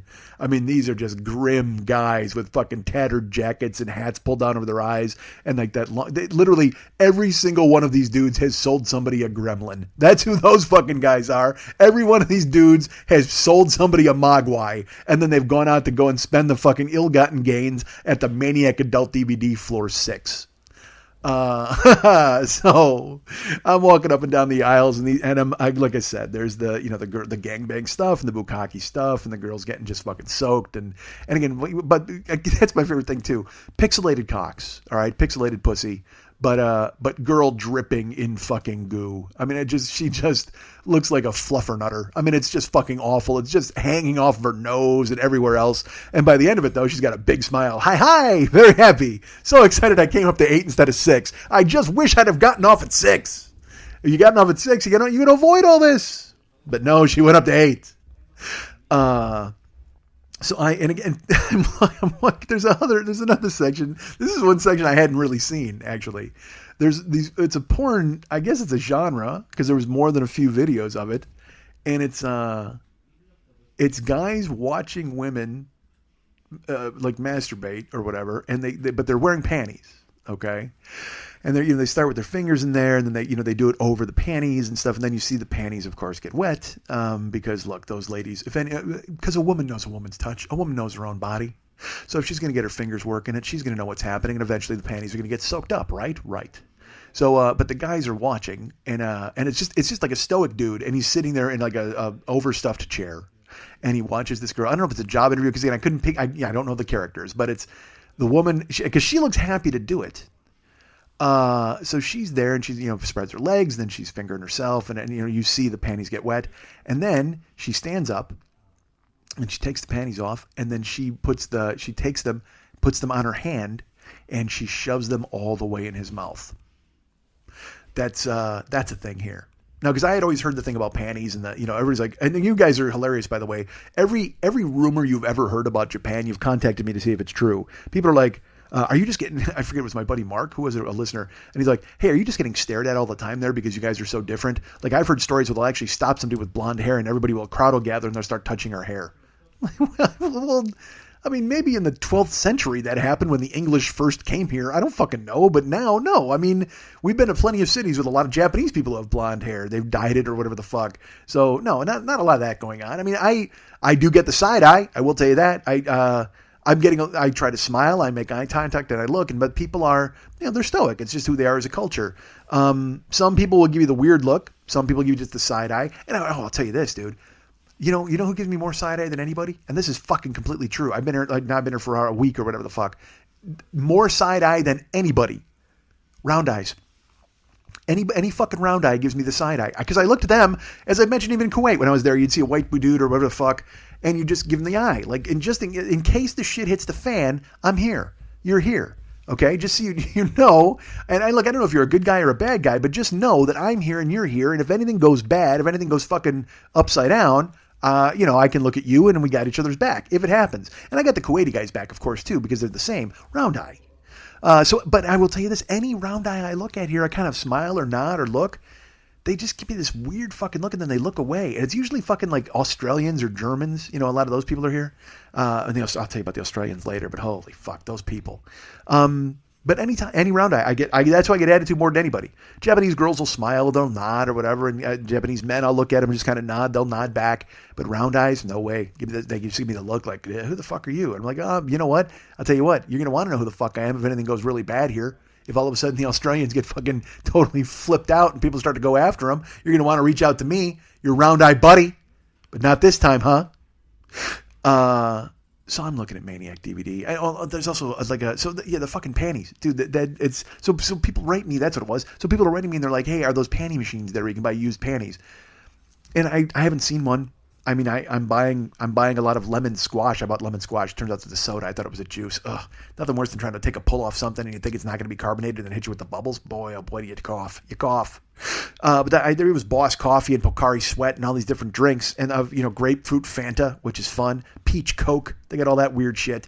But I buy Pocari Sweat usually, or I bought lemon squash. So that'll be a refreshing lemon drink. No, turns out it's a goddamn soda. But that's all right. I choked it down. But that's all right. You guys, you're all worried. Oh no, Mike got a lemon soda. No, trust me, it's okay. So fuck, man. The panty thing with the girls, and it's different girls, different guys, different chairs. Same panties. That's the weird part. I was kind of shocked by that. They use the same pair of panties over and over in every goddamn video.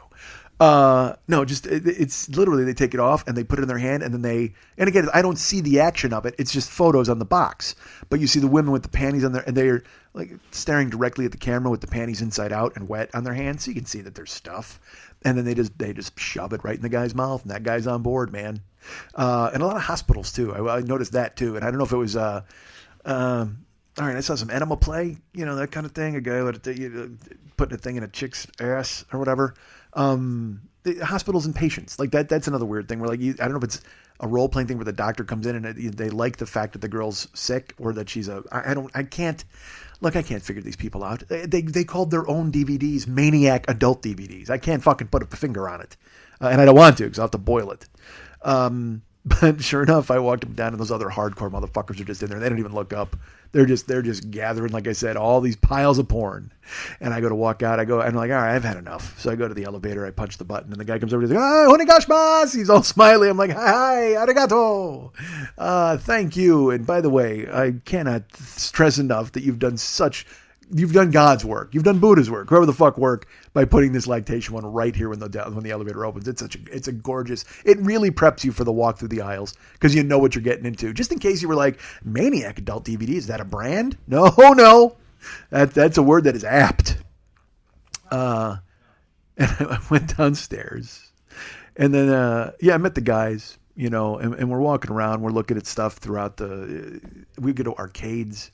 And they're playing games, and because I lost them at first, and then I find them, and they're up on like the 6th floor. And what was funny is I'd gone all the way up to the 5th and went, these guys aren't here. And I went all the way down, and the 7th floor, I think it was. And then I get a text from Mod, and he's like, "Oh man, we're on the 7th floor. Come on up." So I head up. I will tell you this: on the 6th floor, there was a game, dudes. I took a picture of it. It was called Type or Die, and it's a game where you sit and there's a regular computer keyboard. and zombies come to kill you, but you have to type words that kill the zombies. So it's essentially like that, that old typing test that you take, but you do it now to kill people and keep them from eating you. It's like the worst nightmare of all time. Give me a fucking gun or a mallet. Nobody wants to kill anybody with a goddamn keyboard. That's all I need to know is I'm going to get my face eaten because I couldn't spell obsequious in 4 seconds. Jesus Christ. Or I could spell it, but I couldn't fucking type the motherfucker. Because that's it. You just got to type and you're looking, so you can't look at the keyboard. You're trying to look at who you're fighting and the words that you got to type. And then it's a big fucking typing test. But I laughed my ass up when I saw it, type or die. And I kept trying to figure it out. And then Ahmad explained it to me. He's like, no, it's a typing test. That's what you do. I'm like, oh, God damn it. I go up to floor 7. They're up there. They've got a virtual reality gunfight going on. And it's Ahmad and I'm sorry, no, Ahmad was not. It was Muhammad and Abdullah were going to do it. And they're like, you got to do it. And I said, all right, what is it? It was like $5 or no, $10. And I was like, all right, yeah, I can do this. And so I said to the woman, I'm like, all right, I'm ready. And she's just like, oh, you must wait. Again, not a lot of English in this country. So I was like, okay. And I smiled and Australian guys were like, you got to do it, mate. It's unbelievable. And I'm like, really? And they go, oh, it's so great. Crikey. I mean, they were loving it. But then for some reason, the girl was like, oh, no. Like they could not get me to do it. Like they couldn't accommodate me. And I don't know if it was just they were running out of time or look, I got a feeling it's because they didn't think that the fucking vest would fit me. Because you get a helmet and a gun and then a vest. And I saw Muhammad and Abdullah putting the vest on, and I went and sat down, and I even looked at Ahmad. I go, that fucking thing wouldn't have fit me anyway, that vest. But they just walked around in circles, and it was funny to watch, and the guys filmed them because they're just walking, fighting ghosts. They're just walking in circles. It was strange. Muhammad, how are you? Don't pretend that you're not going to, you got to say something. Abdullah said something. See, folks, it's a 2-room fucking Airbnb. I could record in the kitchen, but then they're all out there. But now I'm in the bedroom. They got to come in and get their own stuff because they're sleeping in here. They're nice guys. And Muhammad, do you want to say hello? Hello. That's a very low hello, buddy. Like I said, he's very stoic. He's the dad of everybody. But I guess in Arabic, like I said, I guess he's an idiot. That seems so rude to say about him as he's standing right here, but now he's gone. So he walked. Oh, he's poking it.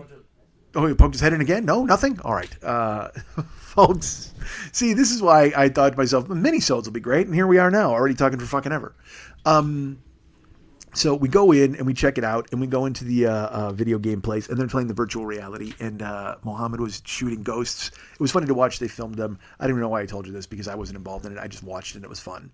And then we left, and we went downstairs, and we saw a woman on the street shivering in the cosplay, and she's passing out flyers with maps. And we look, and she's got a little, like a container, and in her little container, in her little house, oh, guess what she's got, folks? An owl. A live fucking owl.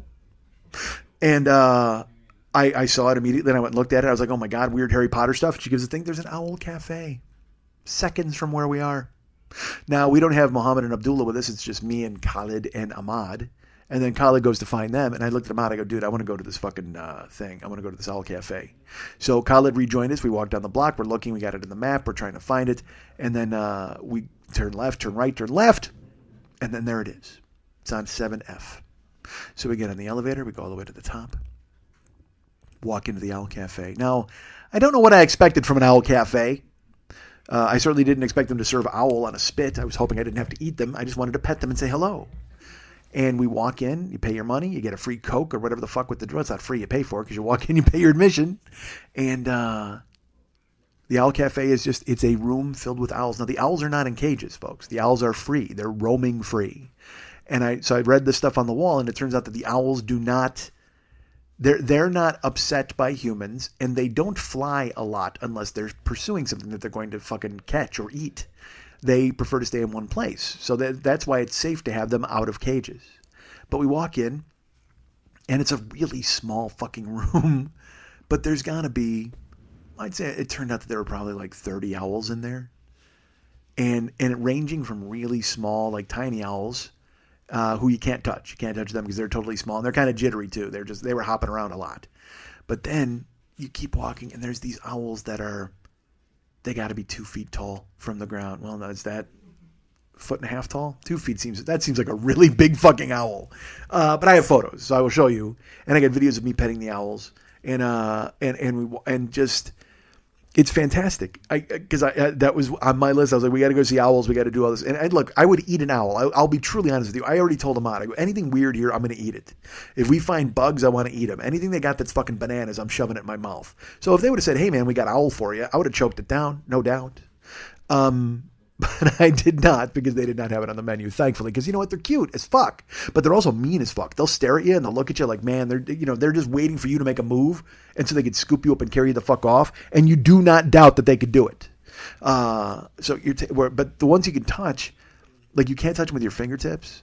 What they like you to do is use like the back of your hand, like almost like your knuckles that you'd hit somebody if you punched. That's my reference point for my hand, apparently. But also on the back of your, like, not your palm, but the opposite side, just back of your hand. What the fuck? So you just go up and you do that on their ears, and you do it on the back of their head, and they like it. They push into you, like, you know when you pet a cat and it moves its body along your hand, so you know what to do and where to go. You know, it's just leading you where it wants you to go. That's the owl did. Like, he kind of ducks his head and he rubs up against your hand, and you know, again, as I've told you, as I'm old now, I'm 50. Like, all I want are pets. But I want cool pets. Like, I want a cool ass cat who's like my buddy. I want a dog that's fucking awesome. And now I want an owl. I mean, because did they wheel on me? Did some of them get mean and certainly give me the steely stare? Yes, but it doesn't matter. They're cute as fuck. I mean, you're just walking through and they're soft and they got feathers and you're touching them and they're making their little song noises. They're just, I only got a couple of whoos. Dude, I have a great photo.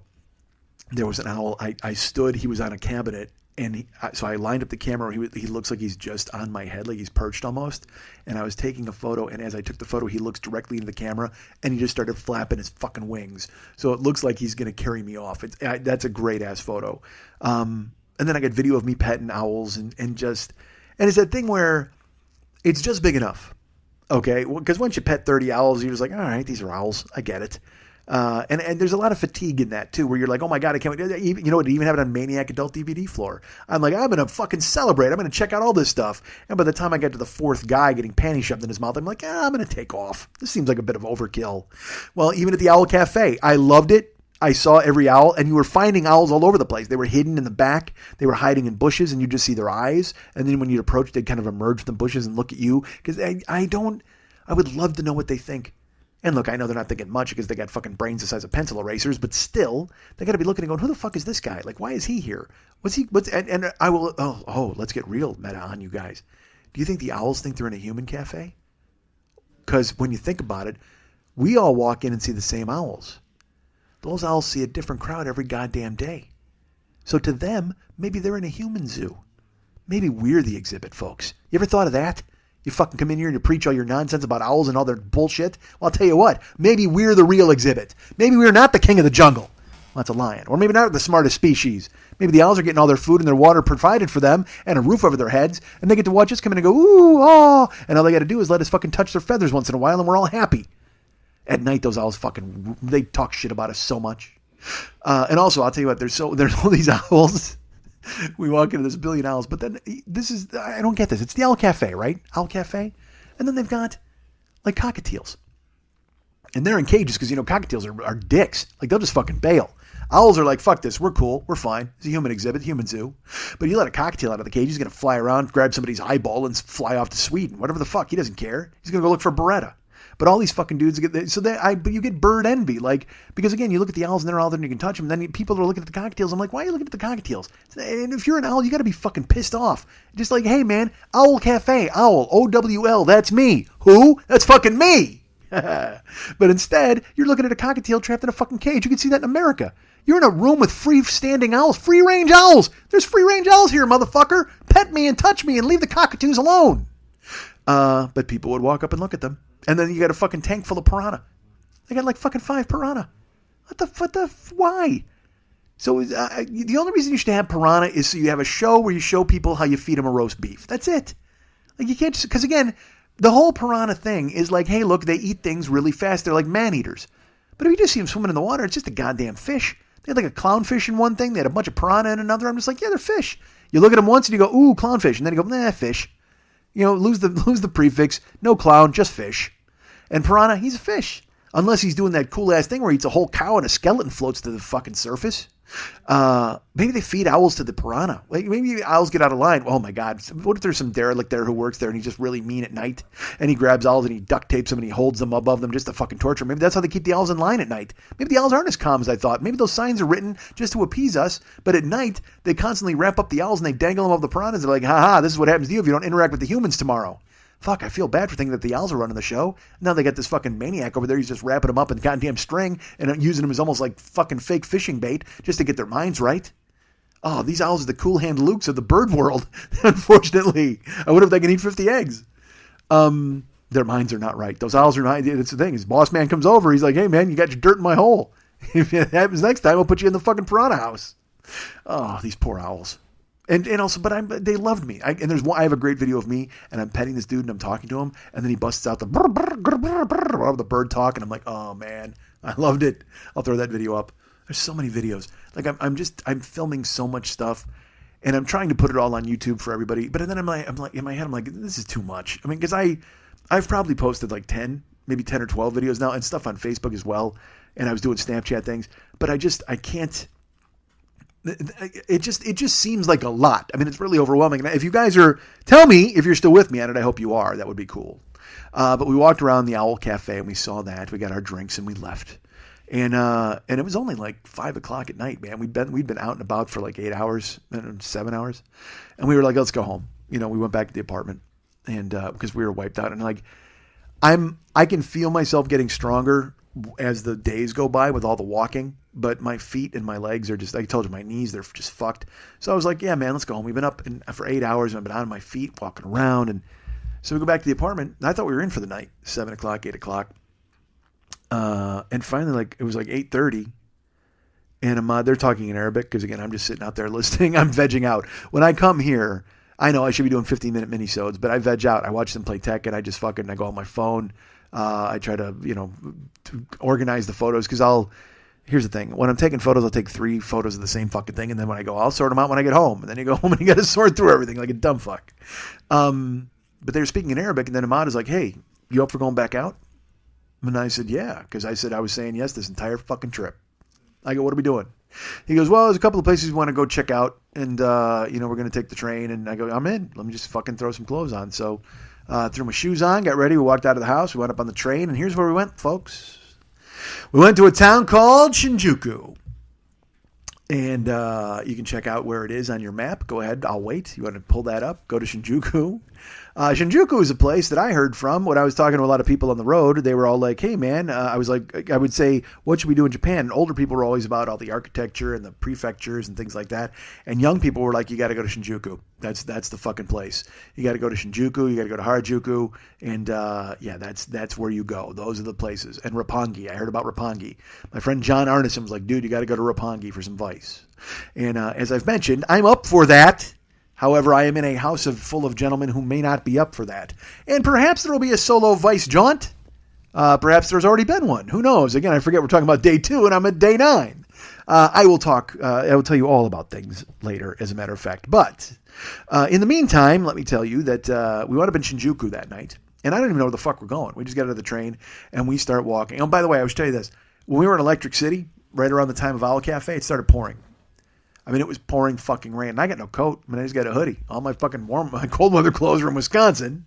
So I'm in Japan. That doesn't help. And I'm walking in a hoodie with my hood up over my hair, kind of dicking around with the umbrella like Mohammed. It was...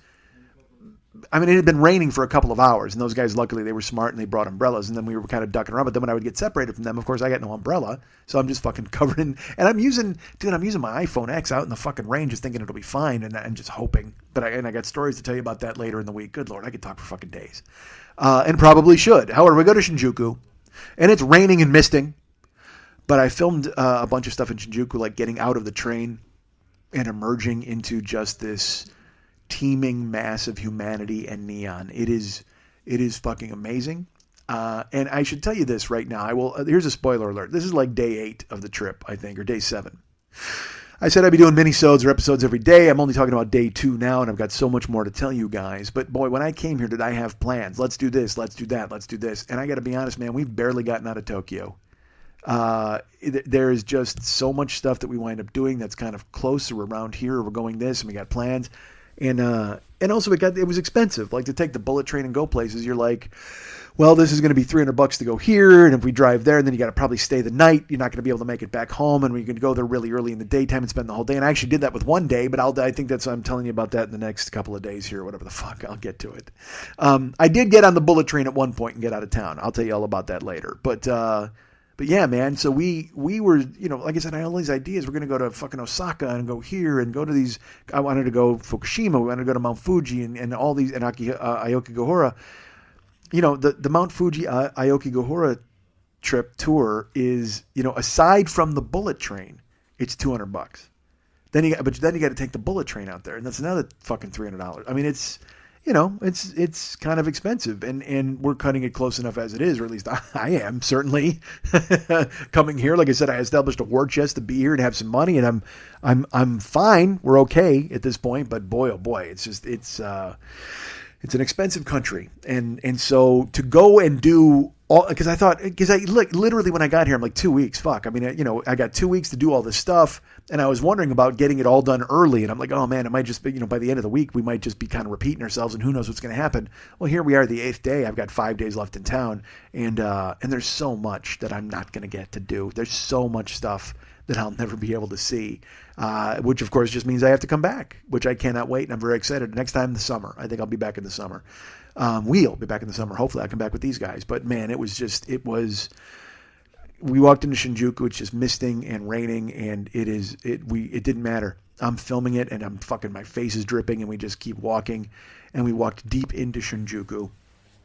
And I was like, what are we doing here? He goes, well, we're just kind of seeing it first, but also, he goes, I'm going because, there's a place I want to go to called Robot Restaurant. I was like, fuck, all right, I'm in. Let's go to, dude, like I said, here is your soup. This is a dream come true. If you said to me, do you want to go to a restaurant? I'd say yes. If you threw in a fucking robot, holy fuck, I'd run. So Ahmad is like, yeah, we want to go to Robot Restaurant, and we also want to go to the Samurai Museum. I mean, it's fucking like 8:30 at night. I'm like, all right, whatever's open, I'm in.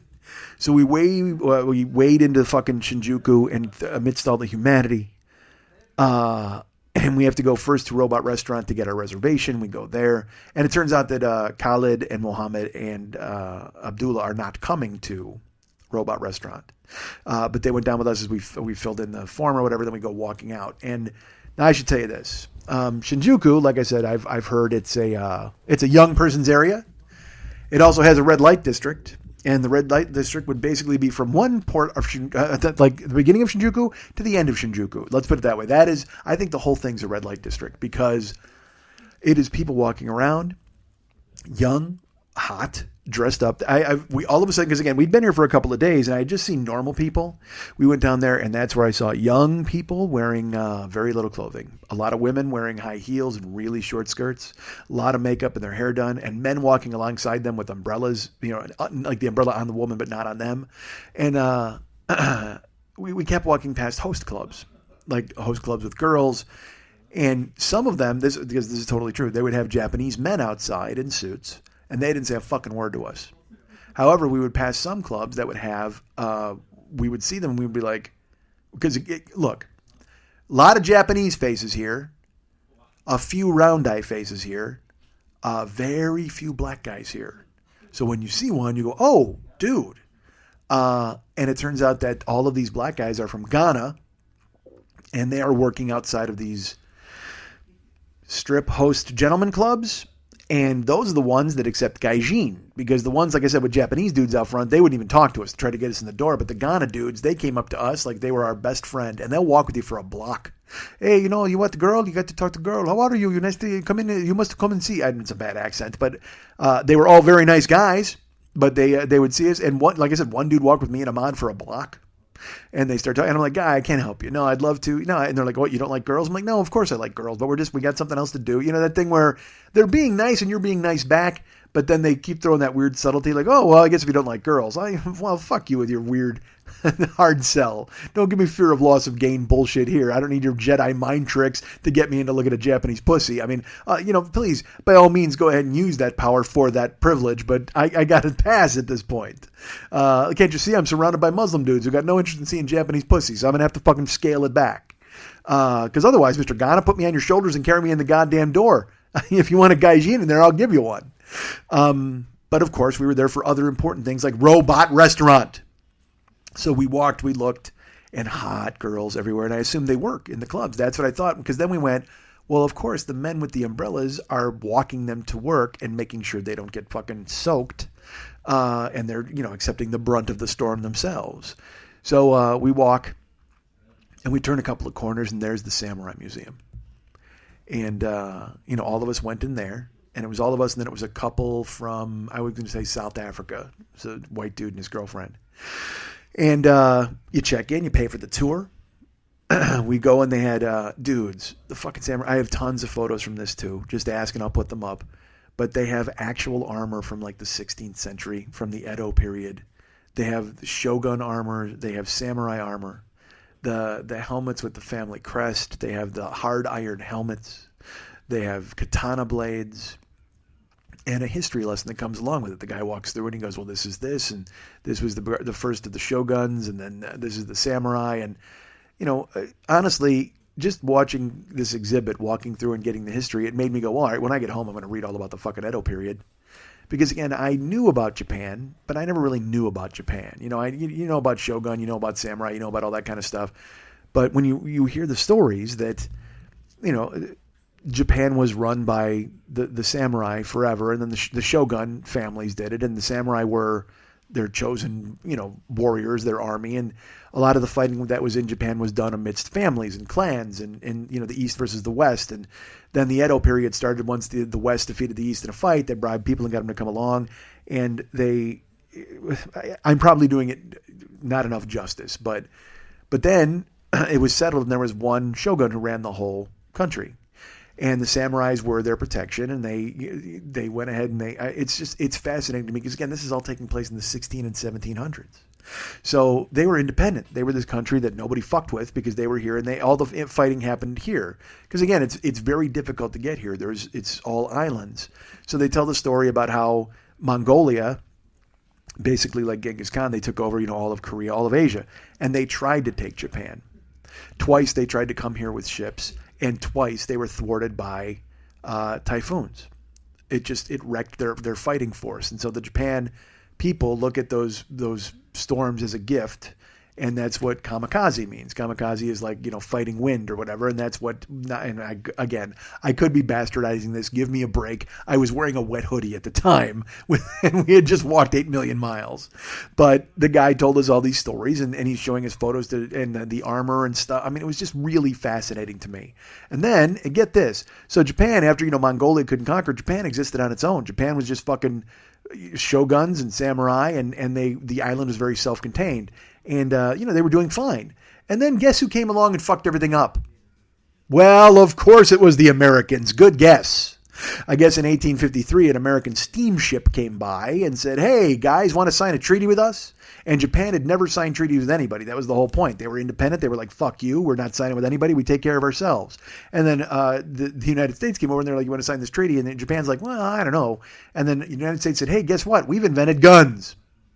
Now, the Japanese people had guns, but they were muskets.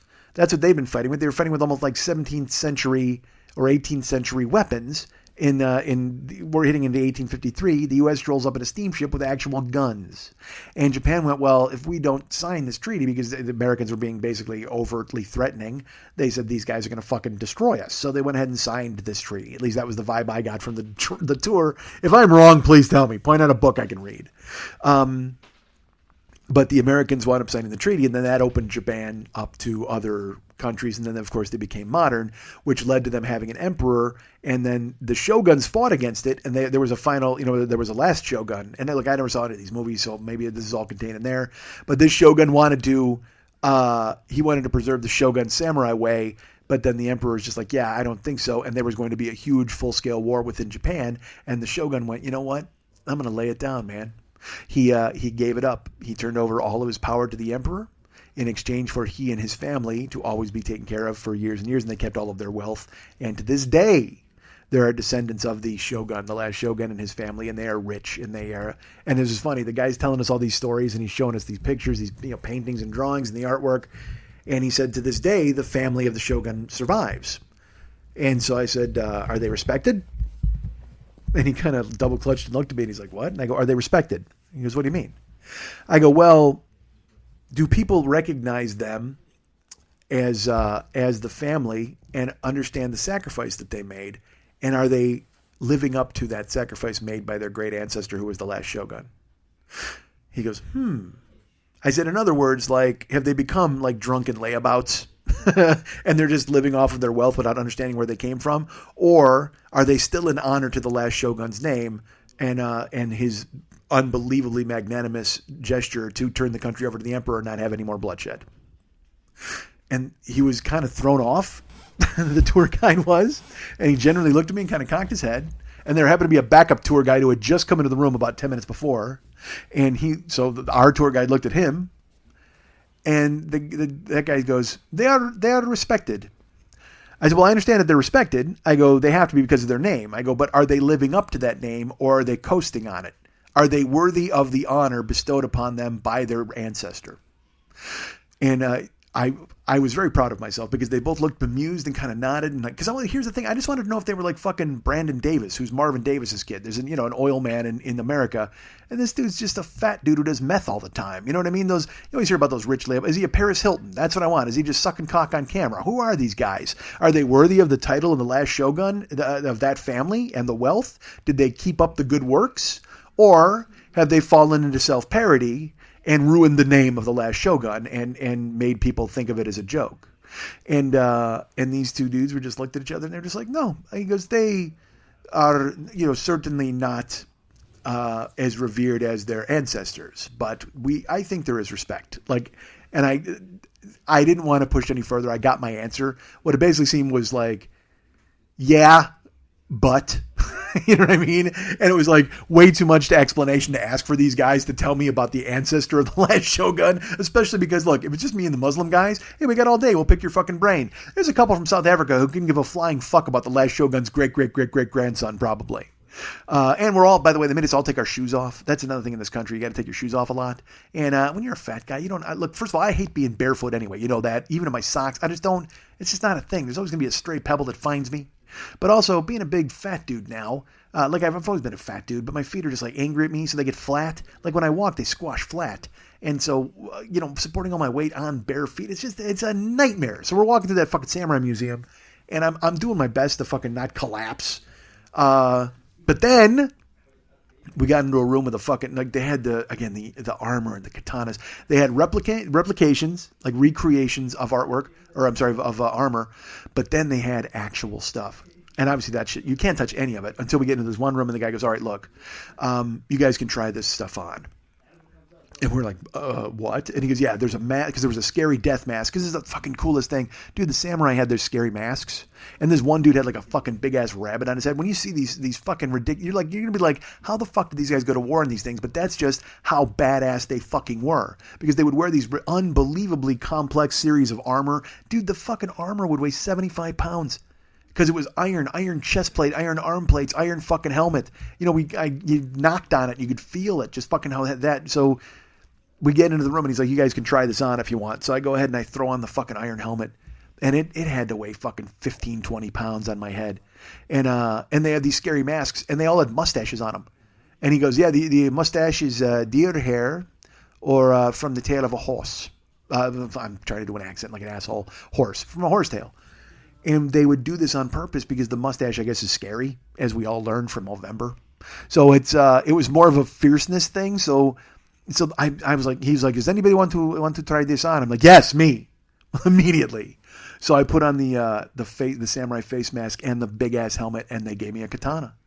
So and it's a dull katana, of course, especially with me out there fucking waving it around. But here's it's so bad because I put it on and I had a mod take photos.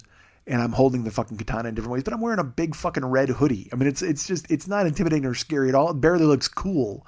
But it's me in a fucking samurai helmet and a samurai face mask and holding a goddamn katana, which is fucking beautiful, except for the fact that it's me and I'm gigantic. And I just oh, look at that tomato wielding a sword. It's fucking awful. Look at that guy. Look at that Volkswagen wearing a helmet. Because I do. I'm just round like a Volkswagen Beetle, and it's up on its back legs, its back wheels. Sure enough, though, I mean, we took the pictures. I'll post those. I'll post all of this stuff. I don't know where to post it. I don't know. I can't just fucking slam a million photos into fucking social media. Whatever. I'll figure it out. But I got them, so I do have them, and eventually they'll go up. But man, we tried it all on. It was just fucking beautiful, and we went through, and then they're like, hey, and we were getting close to robot restaurant time. So we asked the questions, we looked, and it was the last show of the night, so they didn't do the recreation, but they had costumes, and usually they have a demonstration of the blade fighting and how to wield a katana, and guys in full period costume will come out and fight in front of you. It's amazing, but it was too late for that. We kind of missed that with the last show, but that was fine. I didn't give a fuck. What we saw was I don't need to see local theater guys pretend to be samurai. I'm looking at the fucking armor and reading all the information. And it was badass enough. And then I get to put the fucking mask on. I had a scary mustache. It was beautiful. So we split the Samurai Museum. The three dudes went off on their own. Khalid and Abdullah and Mohammed. And then me and Ahmad went to Robot Restaurant. We go to Robot Restaurant. We get in line.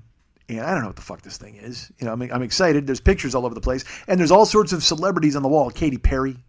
And guys from Kids in the Hall. I'm like all sorts of fancy people. I think Ben Affleck was there when he had filmed fucking whatchamacallit, one of those movies. Who cares? But it's a bunch of like celebrity headshots, like you'd find at a dry cleaner in L.A. Let's put it this way: if you're standing in line behind a schoolgirl who has just been savaged by 9 men in an elevator, look around on the walls and you'll see pictures of people and their headshots. Well, here in Japan, you see fucking celebrities sitting in the arms of robots. So we're waiting. We get our ticket. We go downstairs. Oh, and by the way, I bought something at the Samurai Museum and I checked it. They were like, they wouldn't let me take it to my table. And I'm like, well, that makes sense. I mean, I could probably do some damage in there with this thing. So I put it down. They checked it for me, gave me a tag. We walked outside. And then we had to go down like fucking 9 flights of stairs. And dudes, my legs were ready to fucking fall the fuck off. But we headed all the way down there. We finally get into Robot Restaurant. And it's this really small, deep, it's not wide. It's a deep room. And in the center, there's a performing stage. And then along the perimeter, there's seats. It's like a horseshoe. Seats. And then there's the opening at the front. And the opening at the back, I should say. Well, there's no seats. It's not like a horseshoe. It's just 2 perimeters. I apologize. It's like they're just seats along the side and a performing center in the middle. Just to fucking ignore me, okay? So we get in there, and they've got drinks for sale. But there's the best thing. We walk in right away. There's a robot selling drinks, like this big light 'em up yellow robot. And I just looked at him out. I go, "Here is your drink." I mean, it was just, and he kept saying that. "Here is a drink. Who wants a drink? Please buy a drink."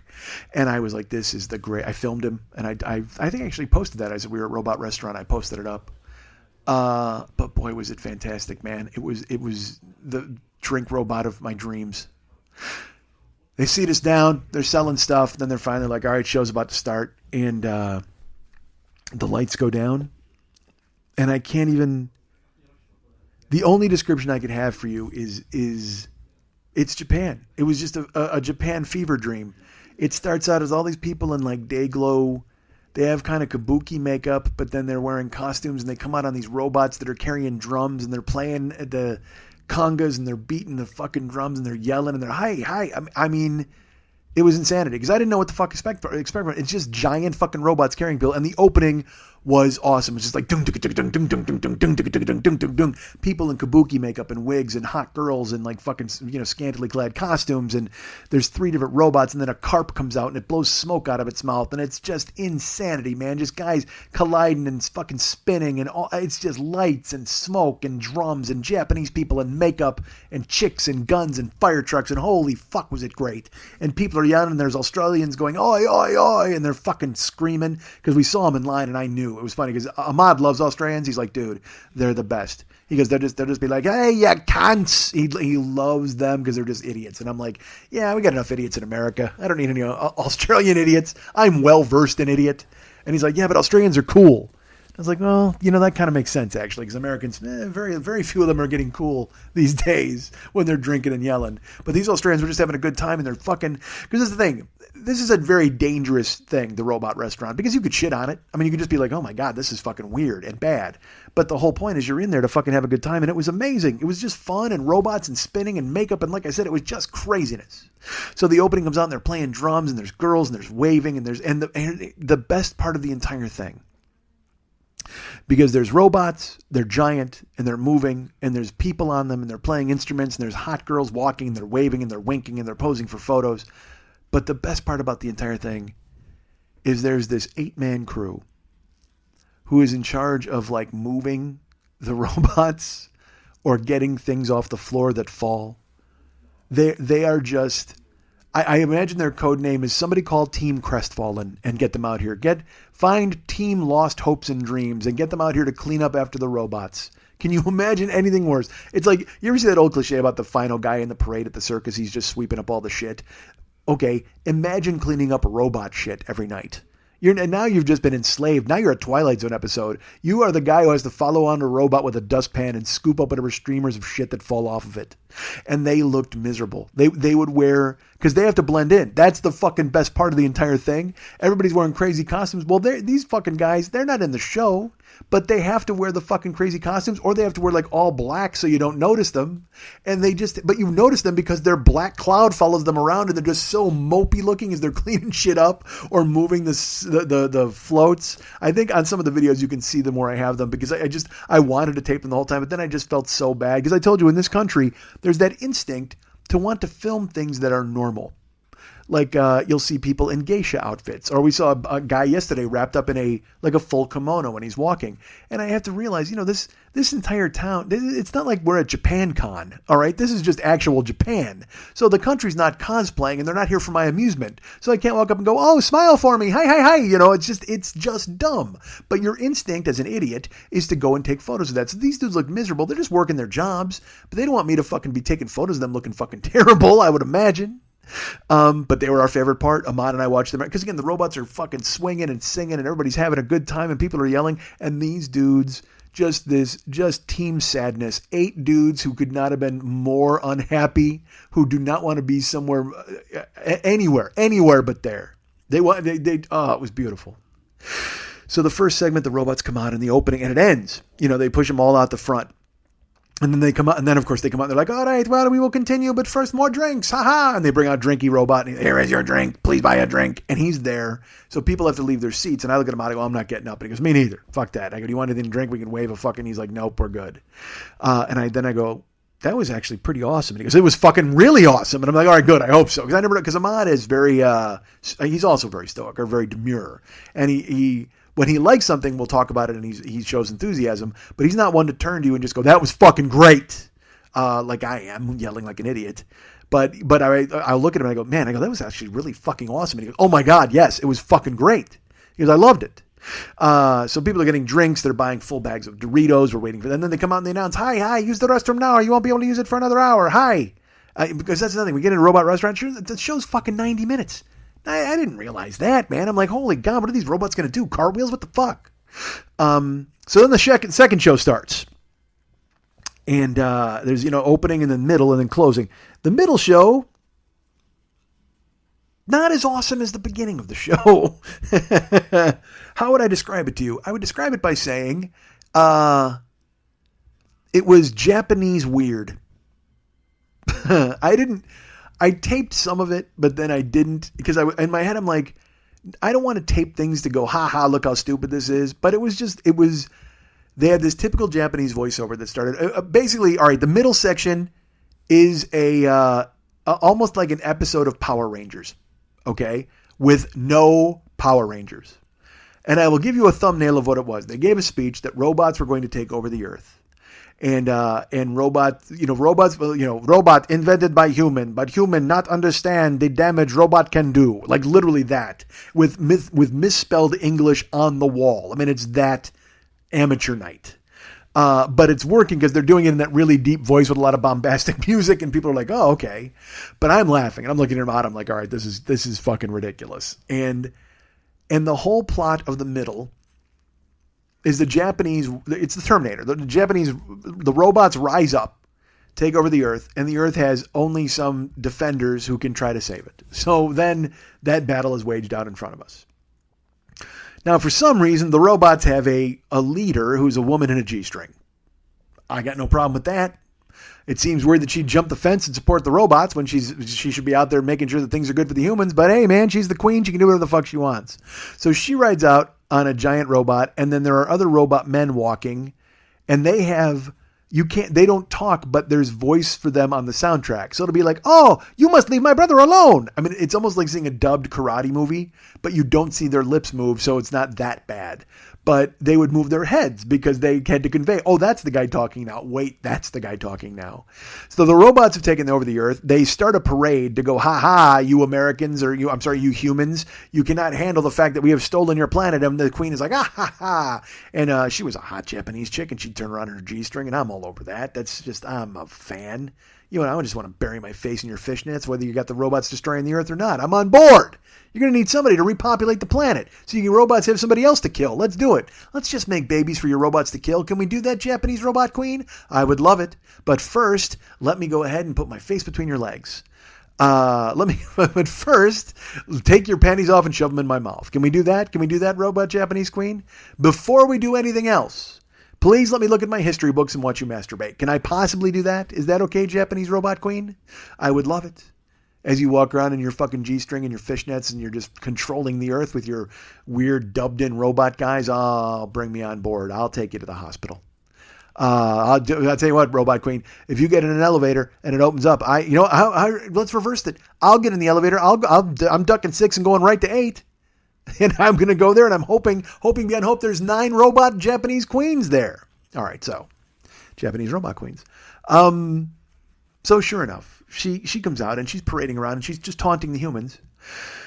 And then there's a sound, and they're like, ho, ho, a defender of the humans has arrived. And out of the back comes another a woman riding a robot, and she's like, ha, I will save the humans.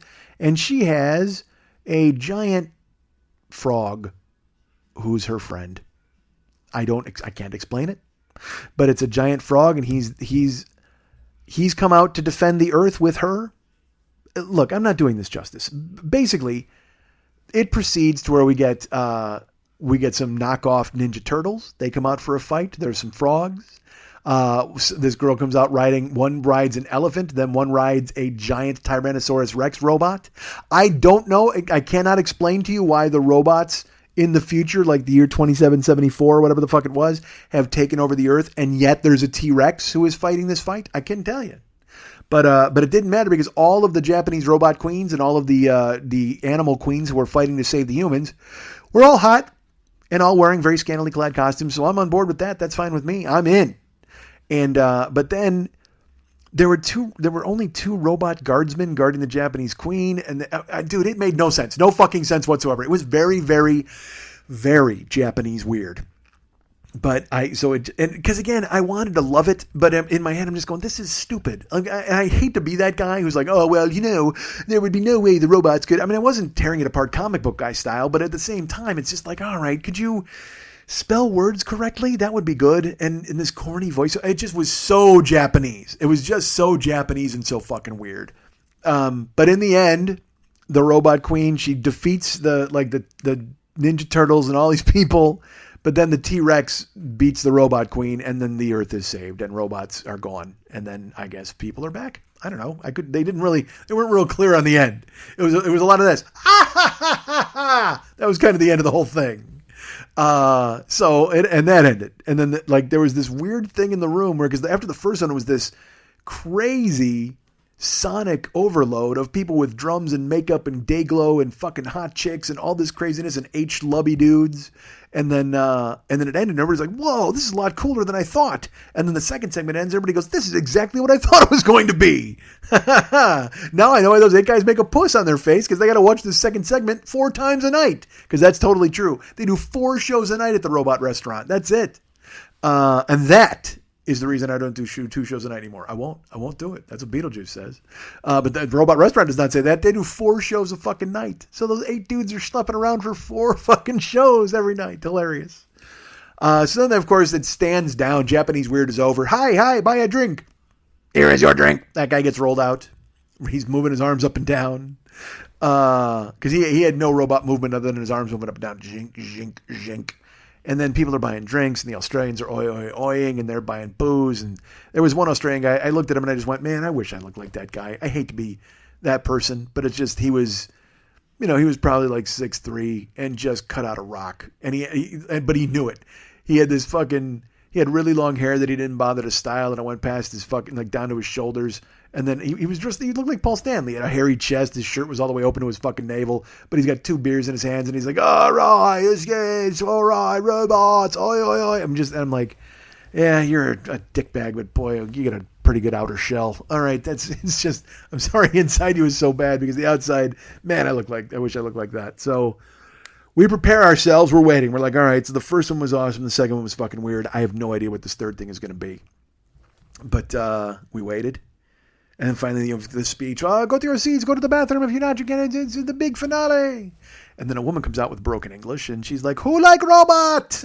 We're like, we like robot. No, louder. Who like robot? We like robot. Why are we here? Otherwise, we came for the restaurant part. No, of course we're here for the robot part. We like robot. But who love robot? Oh, that's us. You've nailed us. You've figured it out completely. Also, not only do we like robot, we love robot. So she's giving a big speech. She's basically just getting the crowd hyped up. And then she's got 2 dudes out there with her doing just the worst, like fucking Chris Kattan and Will Ferrell dance moves. Like, you, me, you. It's just corny. And she's like, all right, ready for robot finale. Who love robot? We like robot. You all love robot. And I'm like, yes, of course we love robot. We love robot. So they just hit the lights, and there's no bullshit story. It's just and the curtains open, and they kitchen sink the fuck out of you at the end. It is just, like I said, the opening was awesome, and the middle was Japanese weird. This closing thing, the only thing I could use would be overwhelming, because it is.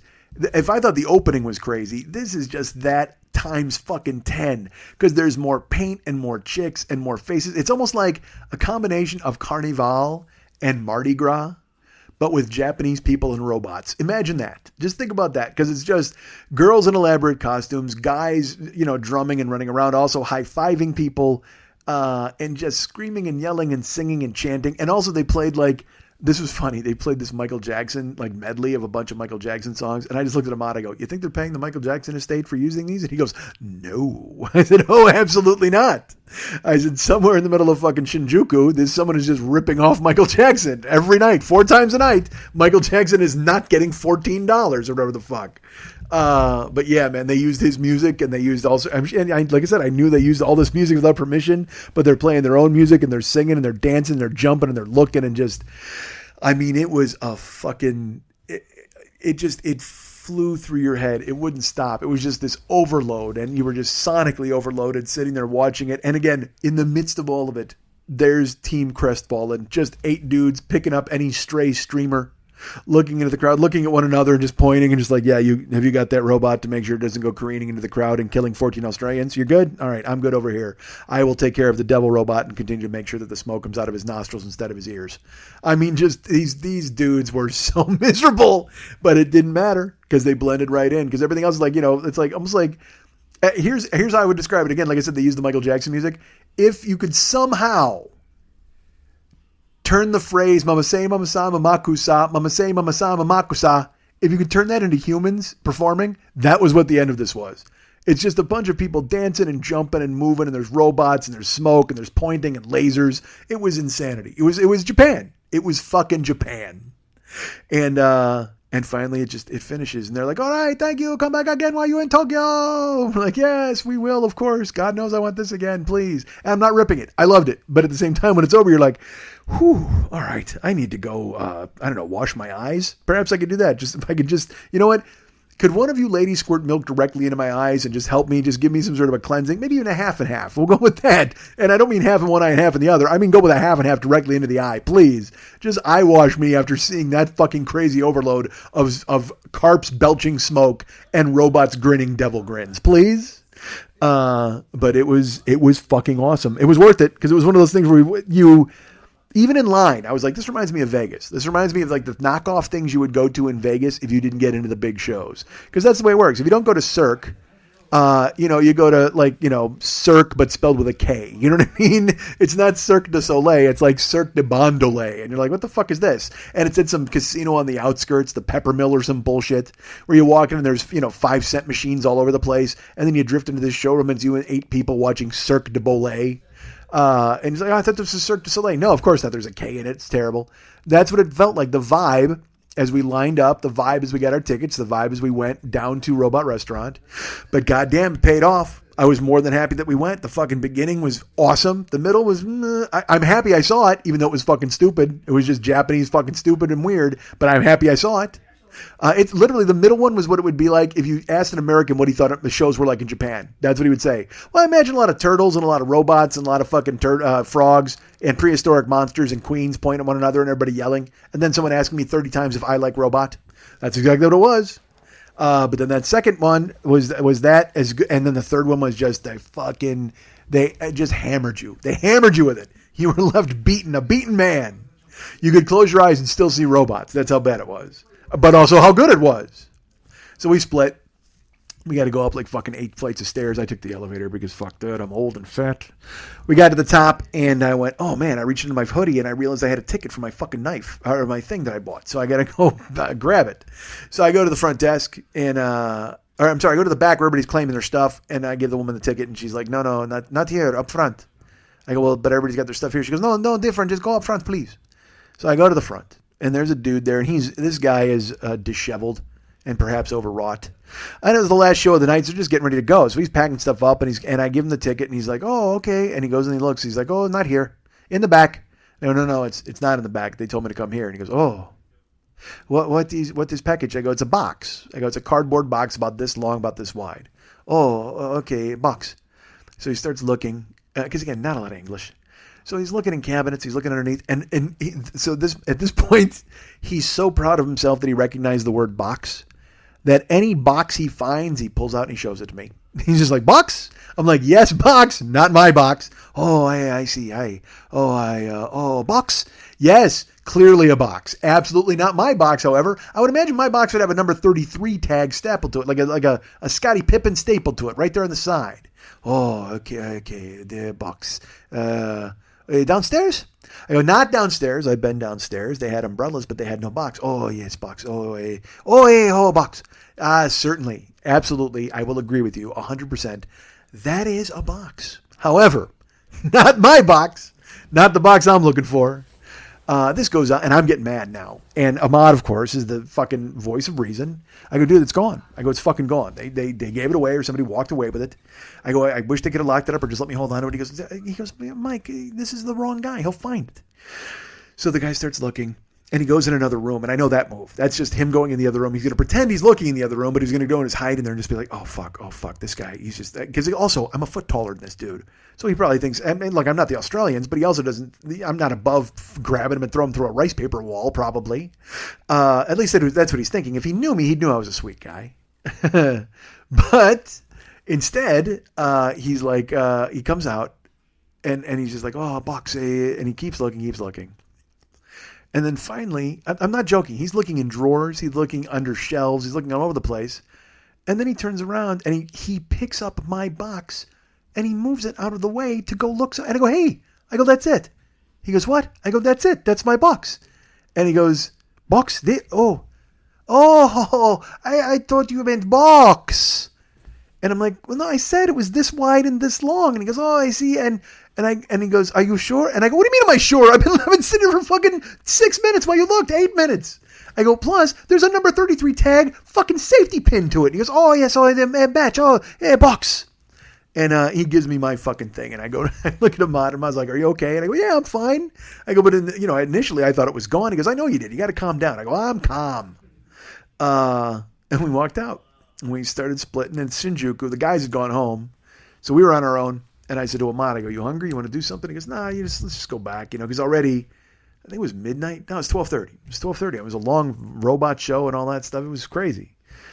So we start walking. We're heading toward the train station, and there's a sushi joint that's open. And Ahmad goes, you know what, man? He goes, you want some sushi? I said, fuck yeah, I want some sushi. I said, I would eat sushi 3 times a day. And by 3 times a day, I mean 10 times a day. He's like, all right, well, let's head in. Fucking 24-hour sushi in Shinjuku. We go sit down. And again, it's no English, but it doesn't matter. They give us the sheet, mark the sheet up. We got some snow crab. Got some fucking kampachi. Got some hamachi. Got some salmon. Got some maguro, some tuna. And some snow crab, which was really delicious. And some squid, which was really good. I mean, we just started firing away, just ordering, both of us. And I just thought, I got to hang out with my friend. It was fucking fantastic. Because this was a long ass day, dudes. I mean, as indicated by the fucking time of this episode, I apologize. I don't apologize. Fuck that. It's what I do. So, but from the morning of almost stealing a fucking rickshaw to the night, I'm sitting there eating late night sushi with Ahmad and talking about how great everything has been. And again, we'd been there 2.5 days. And to be eating sushi at 1 o'clock in the morning with my friend was really amazing, incredible, and just a fantastic experience. And I was so happy. We're eating, we're laughing, we're joking, we're talking about robots, we're goofing around. And then we start talking about the next day and all the stuff that we have planned in the next few days. And it's been a whirlwind. I'm not going to get to do all the things I wanted to do, but everything I've done, I am so happy I got the chance to do. And I look forward to telling you guys about it coming up. And this is as long as a regular fucking episode, so I should just say if you guys want to get me, you guys can get me at MikeandMikeSchmidtComedy.com. You guys can be my... Did I do all this in the last episodes? I don't know if I did. This is not a mini-sode, obviously. But I'll be back. I'll record another thing tomorrow. I have to, because again, the podcast dads will be on my ass. But you guys can get me at MikeandMikeSchmidtComedy.com. You guys can be my friends at Facebook.com/the40yearoldboy. You can follow me at Twitter.com/the40yearoldboy. I'm on Instagram and Snapchat and all those other places at Mike40YOB. So again, that's email, Facebook, Twitter, and then Instagram and Snapchat. Instagram and Snapchat, I'm Mike40YOB. That's Mike40YOB. Follow along. I've had some people add me. I had Tanya add me and Ryan and a few other people added me. And Ryan Dirks, who's the web guy for this show. I'll tell you about him in a second. But again, please remember, as I've mentioned several times, that our YouTube channel is out there to be subscribed to. You can go to MikeSchmidtComedy.com and please use the Amazon link on that page. You know, I'm going to do regular plugs here because what the fuck, why not? Please go to the amateur. All right, let me start from the jump here and tell you guys, again, all those places you can get me, like I said, Instagram, Snapchat, Mike40YOB.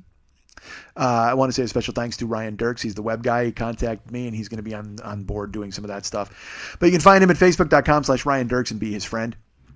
I want to say, please remember that our good friend Giovanni Giorgio Peluso, super fan Gio, not super fan of me, but super fan of others. He does really hard work and really cool work regarding the YouTube channel, and I appreciate him for it. And he's trying to organize all this stuff. We're going to make a Japan folder where it'll be easy to find videos and stuff, but we need to get on it. I'm just firing away and putting stuff up. It is so weird, folks. I like tape stuff and then I send it and then I'm like, all right, you got to put it on a list and I got to share it here and here. I mean, it takes, and I know, and it means nothing. I know because you have regular jobs and shit like that. You're like, Mike, you're in fucking Japan making videos. Shut the fuck up. But it's just when you make 10 videos and you got to hook them all up, you're taking, it's like an hour and a half to get everything uploaded and shit like that. And while you're supposed to be out doing stuff. So, I mean, it's just, the thing is, if I'm alone, it's a different story. But when I got 4 dudes waiting for me as I'm saying, hold on a second, I'm uploading. I mean, it's a thing. But they're cool about it. Everybody's been great and everybody's been fantastic and really nice. And thank you, Gio. Again, Gio does all the really hard work for the YouTube channel. I thank him very much. And again, he got me to start recording in there and he showed me how with a fucking 3-step thing and it was perfect. It worked out great. So, our friend Giovanni Giorgio Peluso, available at Facebook.com/Giovanni Giorgio Peluso, be his friend and listen to his podcasts. Of course, Pod Gods. He does all of the Loveline stuff, the Adam Carolla and Dr. Drew stuff. And then he's got a video game podcast that I'm going to have to do when I get back to town after I go to Evo in the next week or so, in the next few days that is coming up. So please go check out Gio and be his friend, just like you do with Ryan. And also our great friend David Hernandez. As you know, he is the guy who does all the artwork for this show, all of the amazing music for this show. You can find him at artbydmh.com. You can find him at facebook.com/DavidMexHernandez to be his friends. But mainly go to artbydmh.com because he's got all sorts of cool ass stuff for sale. He's got, he's got Guyscapes, he's got Valcons. No, that's incorrect. He's got Valscapes and Guicons. I'm sorry, again, it's late and I'm in a Japanese bed and I got to be up in 3 hours to go to get a cab. But please, David Hernandez does all the music, all the artwork for this show. Go ahead and check him out at Facebook. Go ahead and check out artbydmh.com and find all of his cool stuff there. He is the guy who does all of the, and he'll do custom stuff for you. If you want him to go ahead and paint you in the vein of the Japanese paintings he did for me, gotta contact him and let him know. And again, like I said, he'll work in macaroni, he'll work in mayonnaise, he'll work in any milieu, anything you want. As long as you got the green cash, he's got the finished artwork and it's going to look amazing. So find him at artbydmh.com. That's ARTBYDMH.com. And I will tell you this. Today was kind of an off day. We didn't do much of anything today. We just, it was a sleep day. Because we were up till 4 a.m. last night and then I slept in and then I woke up and the dudes went off to Electric Town again because they love it. That's their deal. Ahmad waited for me. And he told me, he's like, record a show. So I was supposed to record this in the afternoon, and I sat down, I started taking notes. And like I said, man, I wanted to do a 15-minute, 20-minute show, and then I sat down, I took all the notes of day 2, and I'm like, fuck, man, that's not as you can see, that was clearly not a 15-minute show. I mean, I could make it 15 minutes, but I tried to explain it to Ahmad. I sat down and tried. I took the notes and I started to compartmentalize in my head. I started to organize it. I'm like, all right, I could do this. We'll cut this, but I don't want to cut anything. I want to share everything with you fucking guys. So I told him, I walked out. I go, let's go out. And he goes, what do you mean? I'd been in here for an hour. He goes, are you done? And I go, I didn't record. He goes, what do you mean? I go, I didn't. It's just, I go, you hear the show? I go, I can't do a 15 to 20 minute thing about day 2. And I told him all the things. I said, Shinjuku, fucking Owl Cafe, everything. I said, I can't. He goes, yeah, you're right. That's not 15 minutes. I go, no. I go, and it's disingenuous to try. I go, I could do it in 15 to 20 minutes. But then you got me literally going, hey, man, I saw a Yoshinoya. That's awful. Then we went to Electric Town, and then I wound up going to an Owl Cafe, and then I went to Shinjuku and the Samurai Museum. I mean, this is shit that needs to be described, to be seen. I want you guys to be here. I want you to feel like you're actually here with me. Who knows what I'll do going forward. I don't know if I'm going to do mini-sodes. I might do some, but I mean, the videos themselves are kind of counting as mini-sodes in my opinion, but I don't look, who knows, but stick around with me, please. Again, I'm here like 5 more days. I'll come back and I'll tell you about day 3, day 4, day 5, not day 6, but I will talk about day 7 and day 8. What if I did that? I eliminated day 6. Oh, you know what? I should have stopped at 6.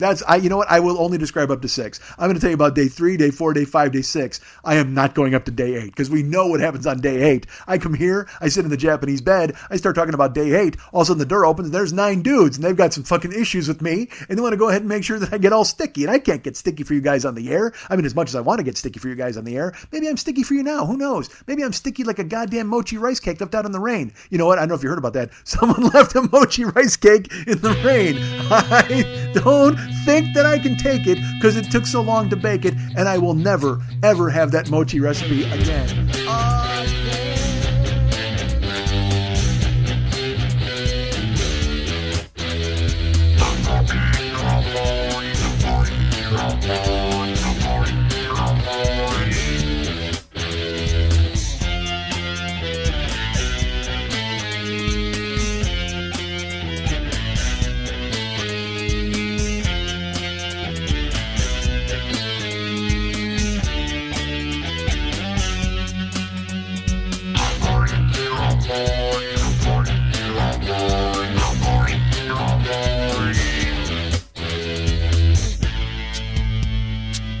Nothing lonelier than being trapped inside yourself.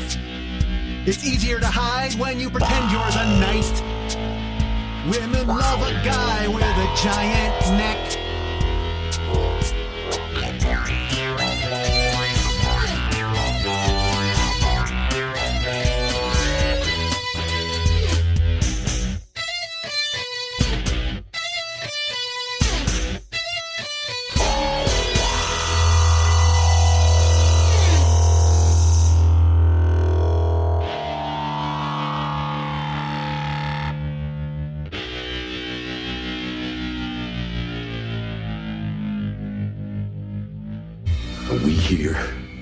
We are playing on a level that most will never see.